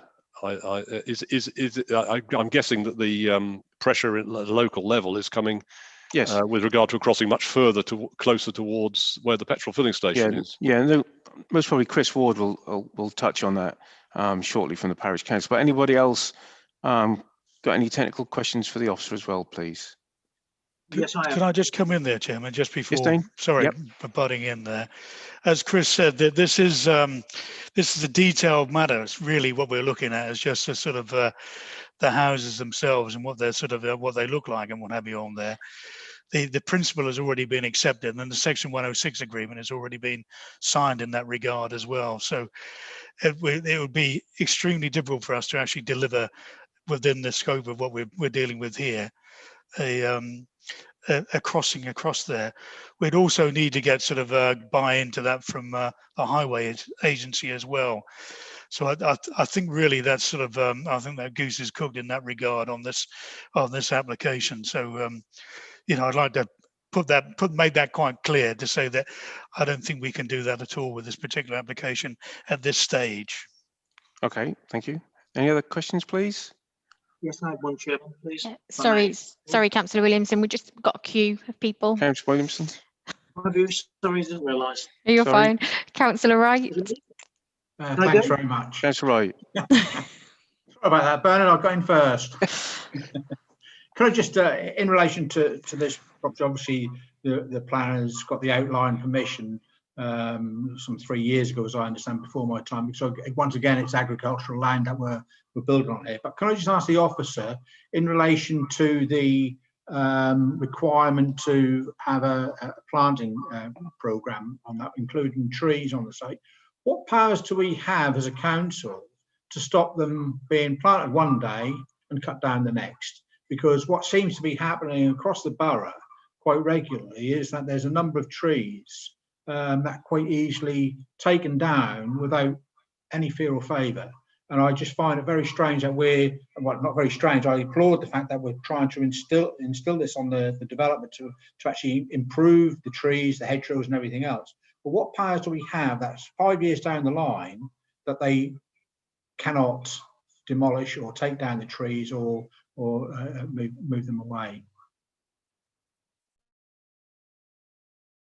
I'm just looking. I've got the copy of the permission here actually, and there's two conditions which are pertaining really to the landscaping on the site. One is about sort of no development shall take place until there's been submitted to and approved by the local planning authority a scheme of landscaping which will include indications of all existing and hedgerows on the land, existing trees and hedgerows on the land, and details of any to be retained together with measures for their protection in the course of development. 22 then says all planting, seeding or turfing comprised in the approved details of landscaping shall be carried out within 9 months of the occupation of the dwelling of any plot to which planting, seeding and turfing relates. Any planting, seeding or turfing comprised in the approved details of landscaping that do not relate to a dwelling shall be carried out prior to the occupation of the 150th dwelling, hereby approved. Any trees or plants which within a period of 5 years from the occupation of the final dwelling of the development die, are removed or seriously damaged or diseased shall be replaced in the next planting season with others of a similar size and species unless the local planning authority gives consent of any variation there. Now, so that gives you a degree of protection up to that point.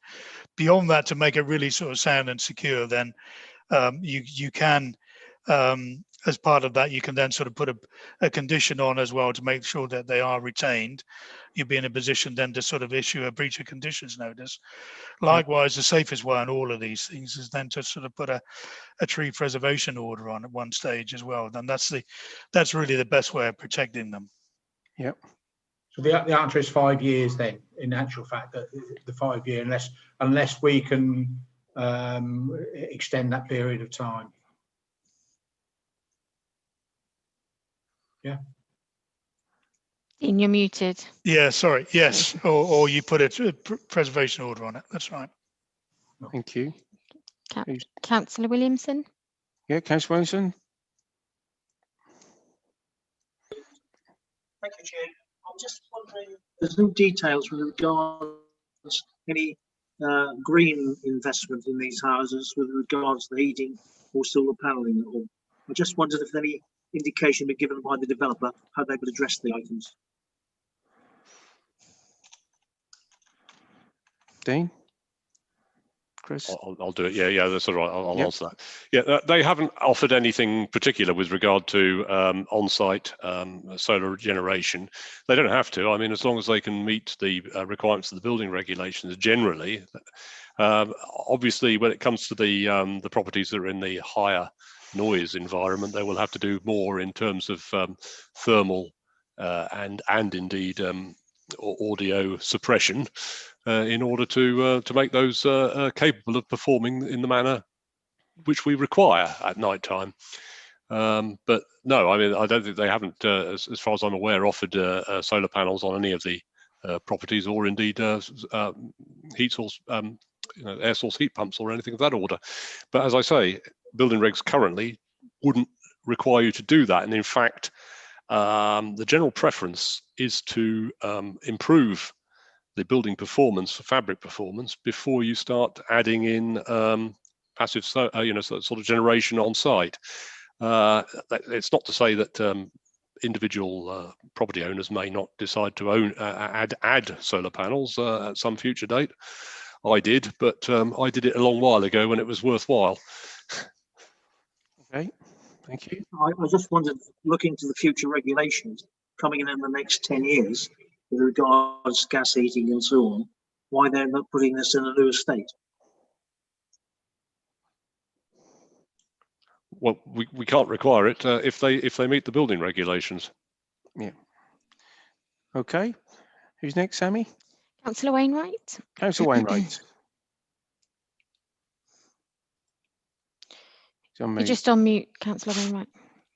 I mean, these discussions we're having, I mean, we had all these when we actually approved the 200 houses some time ago. You know, this has been brought back to us because of the environmental concerns about the noise. My question really to the officer, we've got this red zone now. I mean, blimey, I mean, a red zone on the A47, whatever it's called now. How far is the nearest house to this to the A47? How many meters? Chris? As I don't have the plan in front of me and a scaling device, I'm not able to tell you with any great precision, but I would say 20 meters is, possibly 25 meters is probably the closest. There's a pinch point at the north end of the site. I mean, I thought it was probably about 30 meters, which is getting on for like 100 feet. I mean, that's a fair old way, you know. Obviously, we have to have these environmental things, but it's just a pity the environmental department have left it to the last minute to actually bring this objection forward. I mean, obviously, all the matters are reserved for the officers to, you know, to agree. And we passed this some years ago, so you know, I move we approve the recommendations as laid out, and just get on with it. Basically, we're just having a discussion about something that we discussed at the original planning application, which we approved. Okay, thanks. Anybody else, Sammy? Councillor Freeman.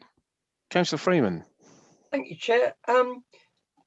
Just a question for the officer, and possibly Dean might know more. The red zone is for reducing noise in premises, and we're talking about windows being permanently shut.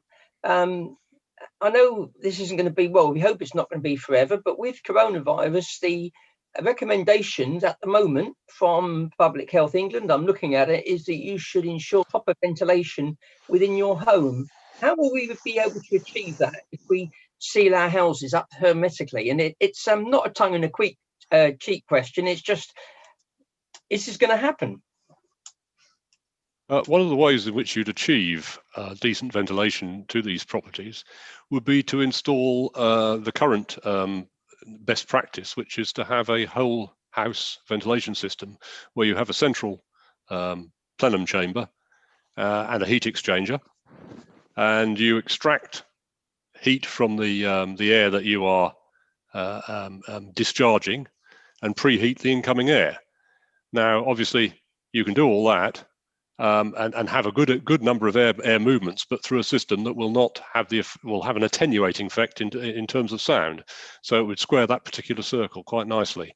I'm not necessarily saying that's the system they'll choose to use. We've left the condition very much open for them to come up with a technical solution, but that's the one that would occur to me. A lot of the very low energy housing that's around now does use just that system, because the improvements that you can get thermally with regard to insulation, we're getting thicker and thicker and thicker walls, and we've just got to the limits of that. So now it's the actual air change rate that is the biggest threat to heat loss. And so I think we can manage to achieve both improved thermal performance in these buildings, lower energy consumption, and keep the windows shut at night time to enable them to meet World Health Authority standards. So it could be a bit of a win-win. Thank you, Chris. Very, very good answer. Appreciate that. Anybody else, please? Councillor Hammond. Councillor Hammond. Thank you, Chair. The only concern I've got is with Longfellows Lane. Chris, you said at the moment it's going to be dealt with when the next section comes forward, but if they plant all along the edge of the road, then there's no room for it to be widened or passing points. Is that something we could have them do at this stage first, so part was done before the next part? I think there's no intention to put more planting on that southern boundary. It's just a case that there is a hedgerow there at the moment, but the point is that's where the public open space is. So at the moment there'd be no adjustment to that. If in the future someone comes along and spends a bit of money on widening Longfellows Lane, say, I think at that stage they have to be a replanting exercise, but there'd also be the opportunity to create a route for pedestrians and cyclists through there. And what I'm very mindful of is the scheme that got abandoned or sorry, didn't proceed for Sustrans using the old railway line, which you may recall, which would have taken you through to Corton and the end of Long Lane in Corton from Hopton. Thank you. Any other questions? No further questions, Chairman. Okay, thank you. So at this point, I invite Nicole Perryman, the agent for the application, to come forward, please. Thank you, Chair. Thank you. Nicole, you've got 5 minutes, and I'll just let you know when you've got 30 seconds remaining. Thank you. Thank you very much. Good afternoon, members. My name is Nicole Perryman, Associate Planner at Ingleton Wood. On behalf of my client, I'd just like to begin by thanking council members and officers for the opportunity to speak this afternoon or this evening. Many of you may be familiar with this scheme already. It's clear from the discussions so far. The outline planning application for 200 homes on land off Lowestoft Road in Hopton was approved in 2018, following a positive resolution from this committee in October 2017, which the majority of the members here actually presided over at the time. To provide members with further update and further context and an update on the delivery of this scheme, these homes are ultimately being brought forward by Repton Property Developments. Repton are a development company that's solely owned and controlled by Norfolk County Council. Their objective is to utilise their finances available to deliver new housing on surplus sites owned by the County Council. Commercial returns from these projects are returned back to the County Council to invest in service delivery, as well as supporting economic stimulus and building communities, including much needed affordable homes. Lovell Partnerships, who are named as the applicant, have been appointed by Repton as a development partner and services provider for a range of residential projects, of which this is the second in the region. This includes working with Repton from inception to completion in design, planning, construction, sales and customer care. On to matters relating to the application at hand. The presentation by your officer today and the accompanying report are comprehensive, and accordingly I do not wish to repeat the matters covered. However, I do propose to highlight a number of key points. As you've heard, this application relates to the reserved matters of layout, scale, appearance and landscaping pursuant to the extant outline planning permission for 200 homes, which has already secured the principle of residential development and access arrangements, as well as a Section 106 agreement. Consideration of this current application must therefore lawfully relate only to these remaining specific reserved matters. The reserved matters application before you today will secure a well-designed scheme that will contribute significantly to the housing supply in the borough. The layout provides for well-proportioned and well-positioned dwellings that are appropriate to the village of Hopton. In preparing the details of this site, we have worked closely with the local planning authority and its officers, and as such, significant work has been undertaken to inform this application. This includes particular attention to the landscaping scheme and the extensive open space and woodland area for amenity use. As you've heard from the officer, this application is fully supported and would have been granted approval under delegated authority. However, this application is only being referred to committee today as the Environmental Health Officer has raised an objection to the scheme, which in our view is unsubstantiated, as well as relating to a matter of principle, which, as Councillor Wainwright has just pointed out, has already been assessed by officers and members at the outline planning application stage, and which the previous Environmental Health Officer had no objection to. The conditions of the site have not changed in the intervening period, nor of any material planning considerations that would require further assessment. Notwithstanding this, the applicant has gone to extensive lengths to provide additional information and assessments to address the EHR's comments and to ensure the officers have the evidence that has led to the support of this application today. An air quality screening assessment has been provided that confirms that applicable air quality standards are not being exceeded currently on the site, nor will they be exceeded following the development's implementation. And as you've just heard, the EHR now accepts this conclusion and agrees that air quality would not have significant adverse effects. In respect of noise, the applicant has provided a noise assessment, an addendum exploring possible screening options and a robust strategy for mitigation. The proposed mitigation strategy, which incorporates mechanical ventilation to some plots, is an acceptable method to mitigate from noise and is in full accordance with the relevant professional practice guidance on planning and noise. Members should be aware of and may even remember an appeal in 2018 for another site on Lowestoft Road, which was refused after a similar objection from the EHR. The planning inspector in that case overturned the decision and allowed the appeal, citing there's no evidence to find significant adverse impacts due to noise levels in this location, which is consistent with the findings of the applicant's assessments that support this particular application. There is therefore no valid planning reason for refusal of this application in relation to 30 noise. seconds remaining, Nicole, thank you. Thank you. Especially at this reserve matters stage, and the condition suggested by your officer provides sufficient planning control in this matter. So in summary, the reserve matters application to secure layout, scale, appearance and landscaping is consistent with the principles already established in the outline planning permission and complies with national planning policy and the adopted development plan. The proposals will provide substantial planning gain through a significant contribution to the council's housing supply, and there are therefore no valid planning reasons as to why this application should not be approved. Therefore, respectfully request that council members endorse the recommendation of their officer and approve subject to conditions. Thank you. I'd be happy to answer any questions. Thank you, Mrs. Perryman. Any councillors got any questions for Ms. Perryman, please?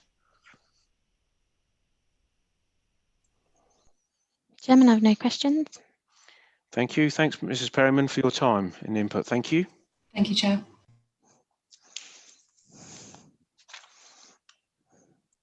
Have we got any objectors, Sammy, regarding this application? No, Chairman. Okay, so I now move to invite the Hopton Parish Council Chairman, Chris Ward. Chris, are you there, Chris? Yeah, thank you, Mr. Chairman. So, Chris, you'll have 5 minutes and I'll let you know. I've got 30 seconds remaining. Okay, no problem. Thank you, Mr. Chairman. Back in February, we held a revised matters meeting with the residents of the village. And it was well attended by quite a few people. A few points were brought up, i.e. one of them, the contaminated land on the southeast side of the development. You've got it marked down as public open space, and I believe, and also there's 2 or 3 houses on the boundary of the open space.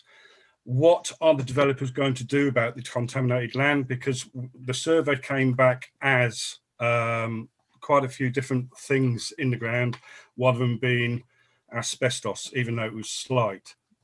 That's one of the points that was brought up. Another one, the crossing at the co-op. Now, Seafields is right opposite the co-op, and the co-op is not just a filling station, it is a local shop.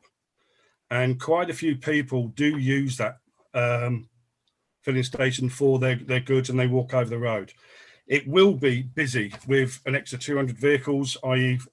when the development is done, and also with the vehicles going through up Lowestoft Road to the development. So we really do need this crossing. Safety is the utmost to us, so we really do need it.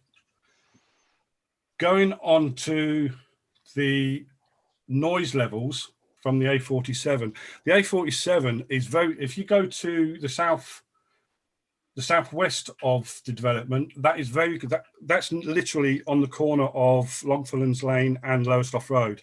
And that is literally right on top of the A47. So the noise levels will be a great deal. And I can't see how we can have pumped in air and telling people to keep their windows closed, especially in the weather we've been having over the last few years. Also, on the southwest corner, you have the stables.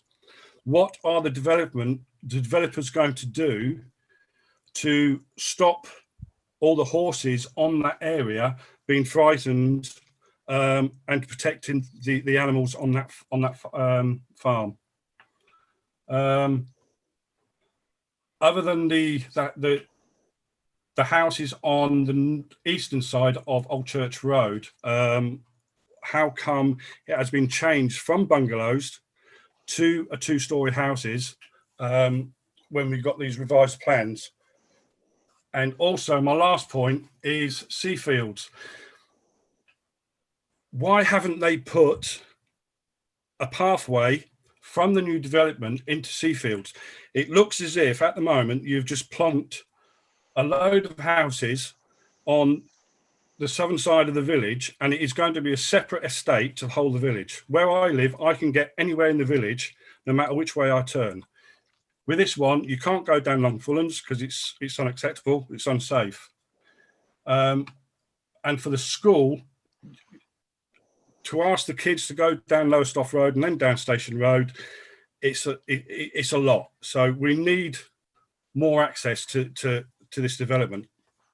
That's all I've got to say. Thank you very much for letting me speak. Thank you, Chris.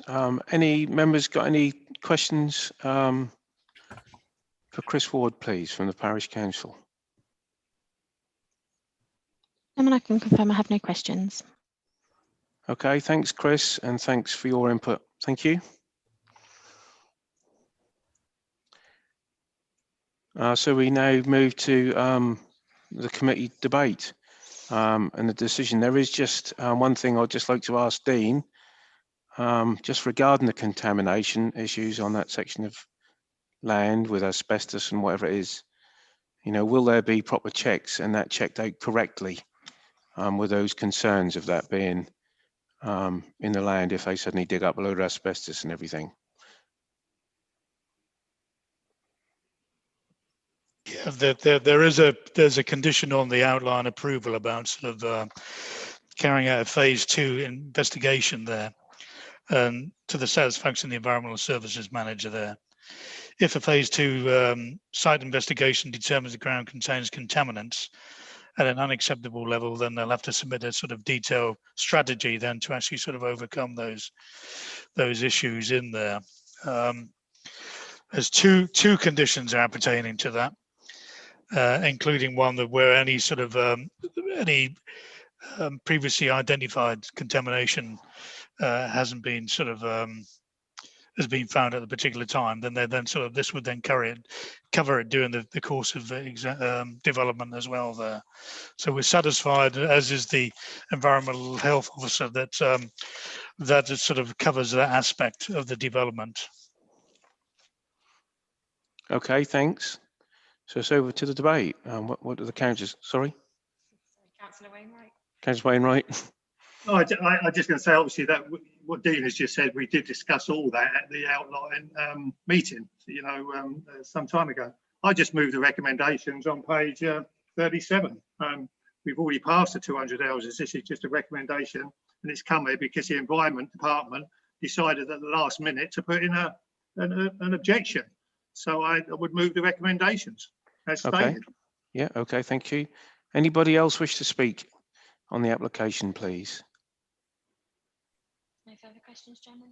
Have we got a seconder, please, for the application?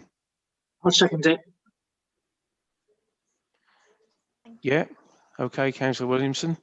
So I'll pass you over to Sammy to do the roll call. Thank you. Thank you, Chairman. Councillor Anderson? Against? Councillor Fairhead? For. Councillor Flaxman-Taylor?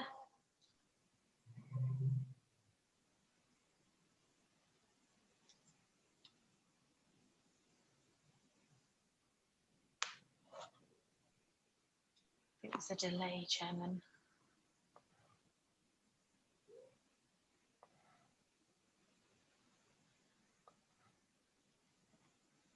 Councillor Freeman?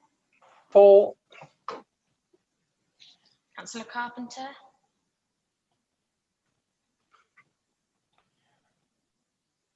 Sorry, Chairman. For. Councillor Hammond? For. Councillor Mogford. Or. Councillor Wainwright. For. Councillor Williamson. For. Councillor T. Wright. For. Councillor B. Wright. For. And apologies, Councillor Flaxman Taylor, I didn't catch what your vote was. Can't hear you, Councillor Flaxman Taylor.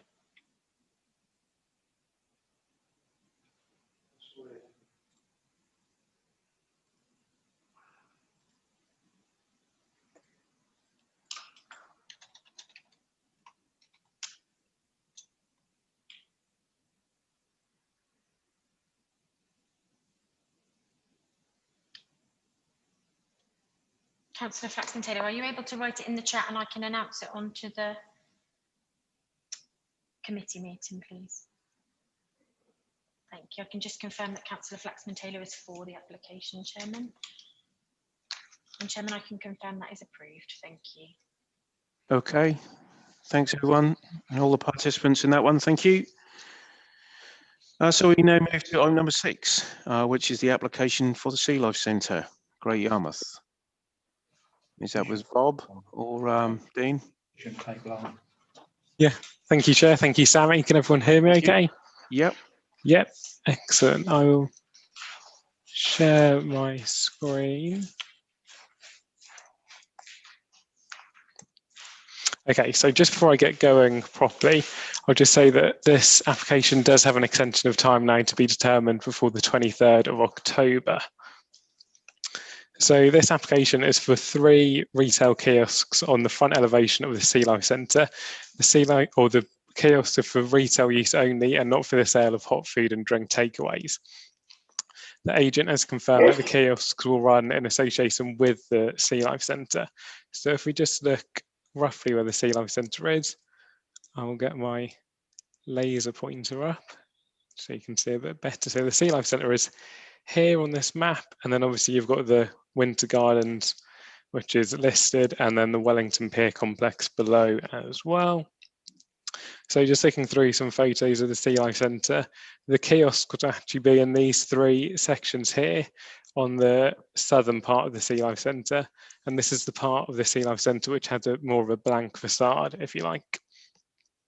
So obviously it's located in the Sea Life Centre conservation area and is near a listed building, and it's considered that the improvement to this elevation by removing the blank walls will enhance the conservation area.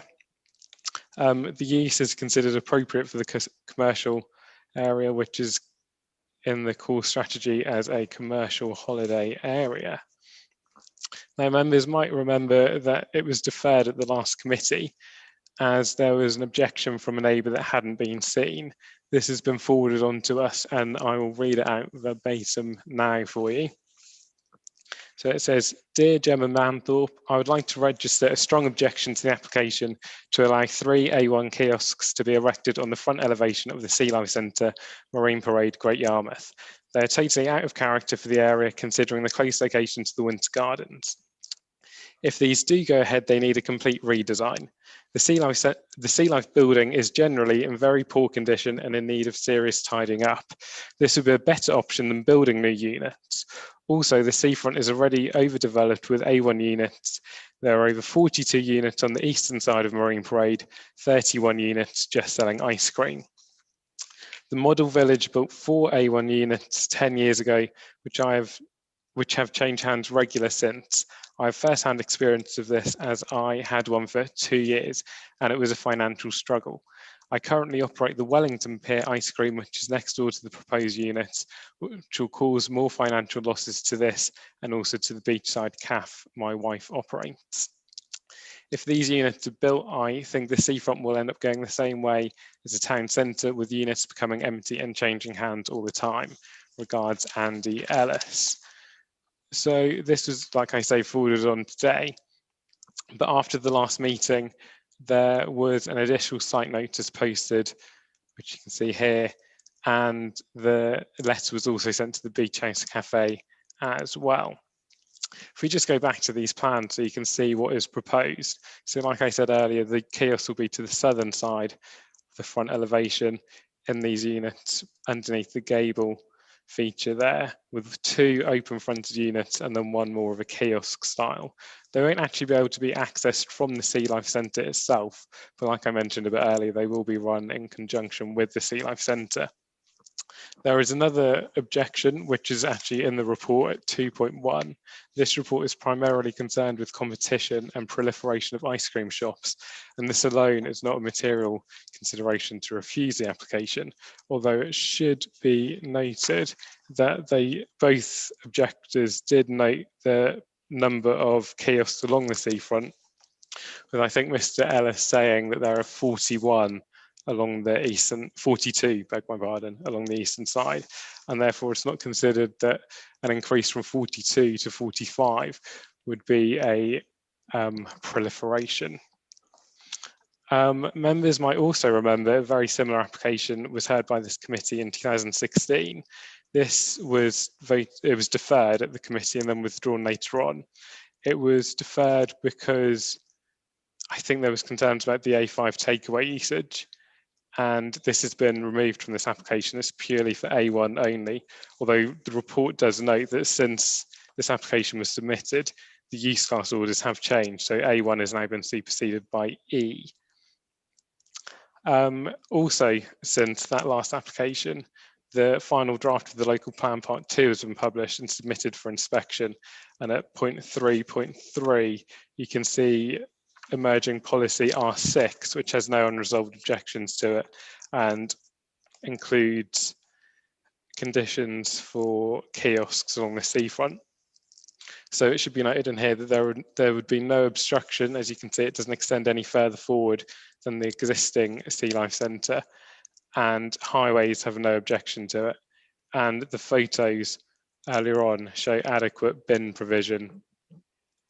As you can see, there's one right there available. I will just also note that on point 4.9, it mentions how the site is located in flood zone 3. Since this report was written, the agent has sent over the Sea Life Centre's flood response plan, and you have said that the kiosks can be included in that flood response plan as well. And therefore, it is with this in mind that the application is recommended for approval, subject to the final finish of the shutters being agreed prior to the commencement of the development. Thank you. Thank you, Rob. Any councillors got any technical questions for Rob Tate, please? Chairman, I have no hands raised.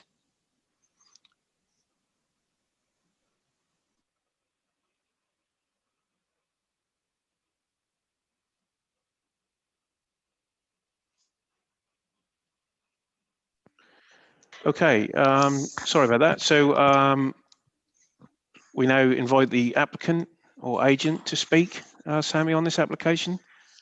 Is there anybody? No, Chairman, we have no agent or applicant this evening. Okay, I ask any objectors to come forward who wish to speak. Sammy? Chairman, we've had no one join the meeting this evening. Okay, any ward councillors want to speak on this application? Councillor T. Wright. Thanks very much. Yes, Chairman, I just very briefly on this one. I think, bearing in mind, of course, that the Sea Life Centre is an all-round, all-year-round venue. I think ever since it's been built, it's been a good attraction, not just for tourists and visitors alike. It's educational, and I know a lot of the schools actually use it. So I think anything in these very, very dark times that we're facing can give them continuity and certainly some encouragement and bring more income into the Sea Life Centre. I think we should certainly be encouraged. I do take on board the point, the number of venues that there are along the seafront, but it is a very, very long seafront, all the way from Euston Road all the way down to the pleasure beach. And I do accept that there are competition rules, but as has been said, it's not an issue that can be taken into account for planning. I do take on board that the Sea Life Centre are going to operate it themselves, and I think, you know, it will be something which could secure the future of the Sea Life Centre in Yarmouth, and I think it's very, very important as well we do that.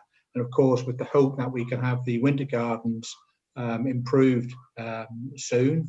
We keep our fingers crossed for that one.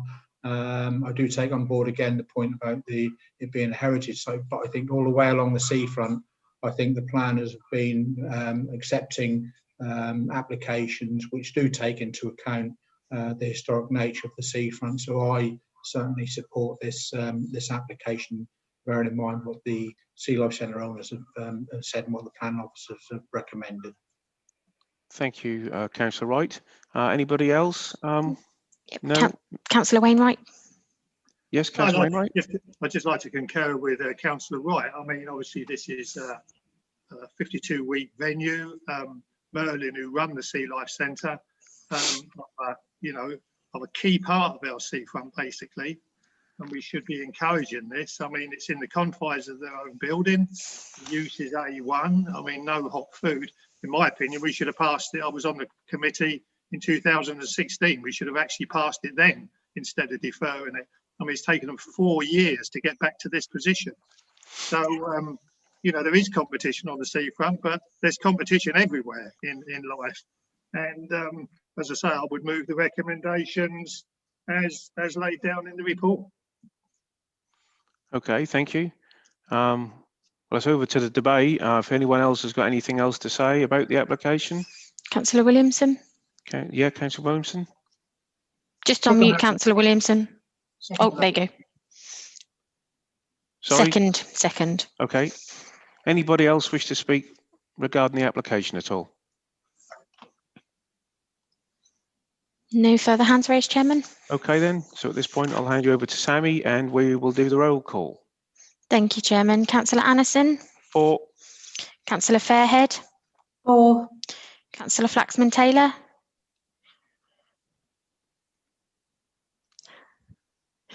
Councillor Flaxman-Taylor, we've had the same issue. If you could just put it into the chat bar for me, then I can announce it.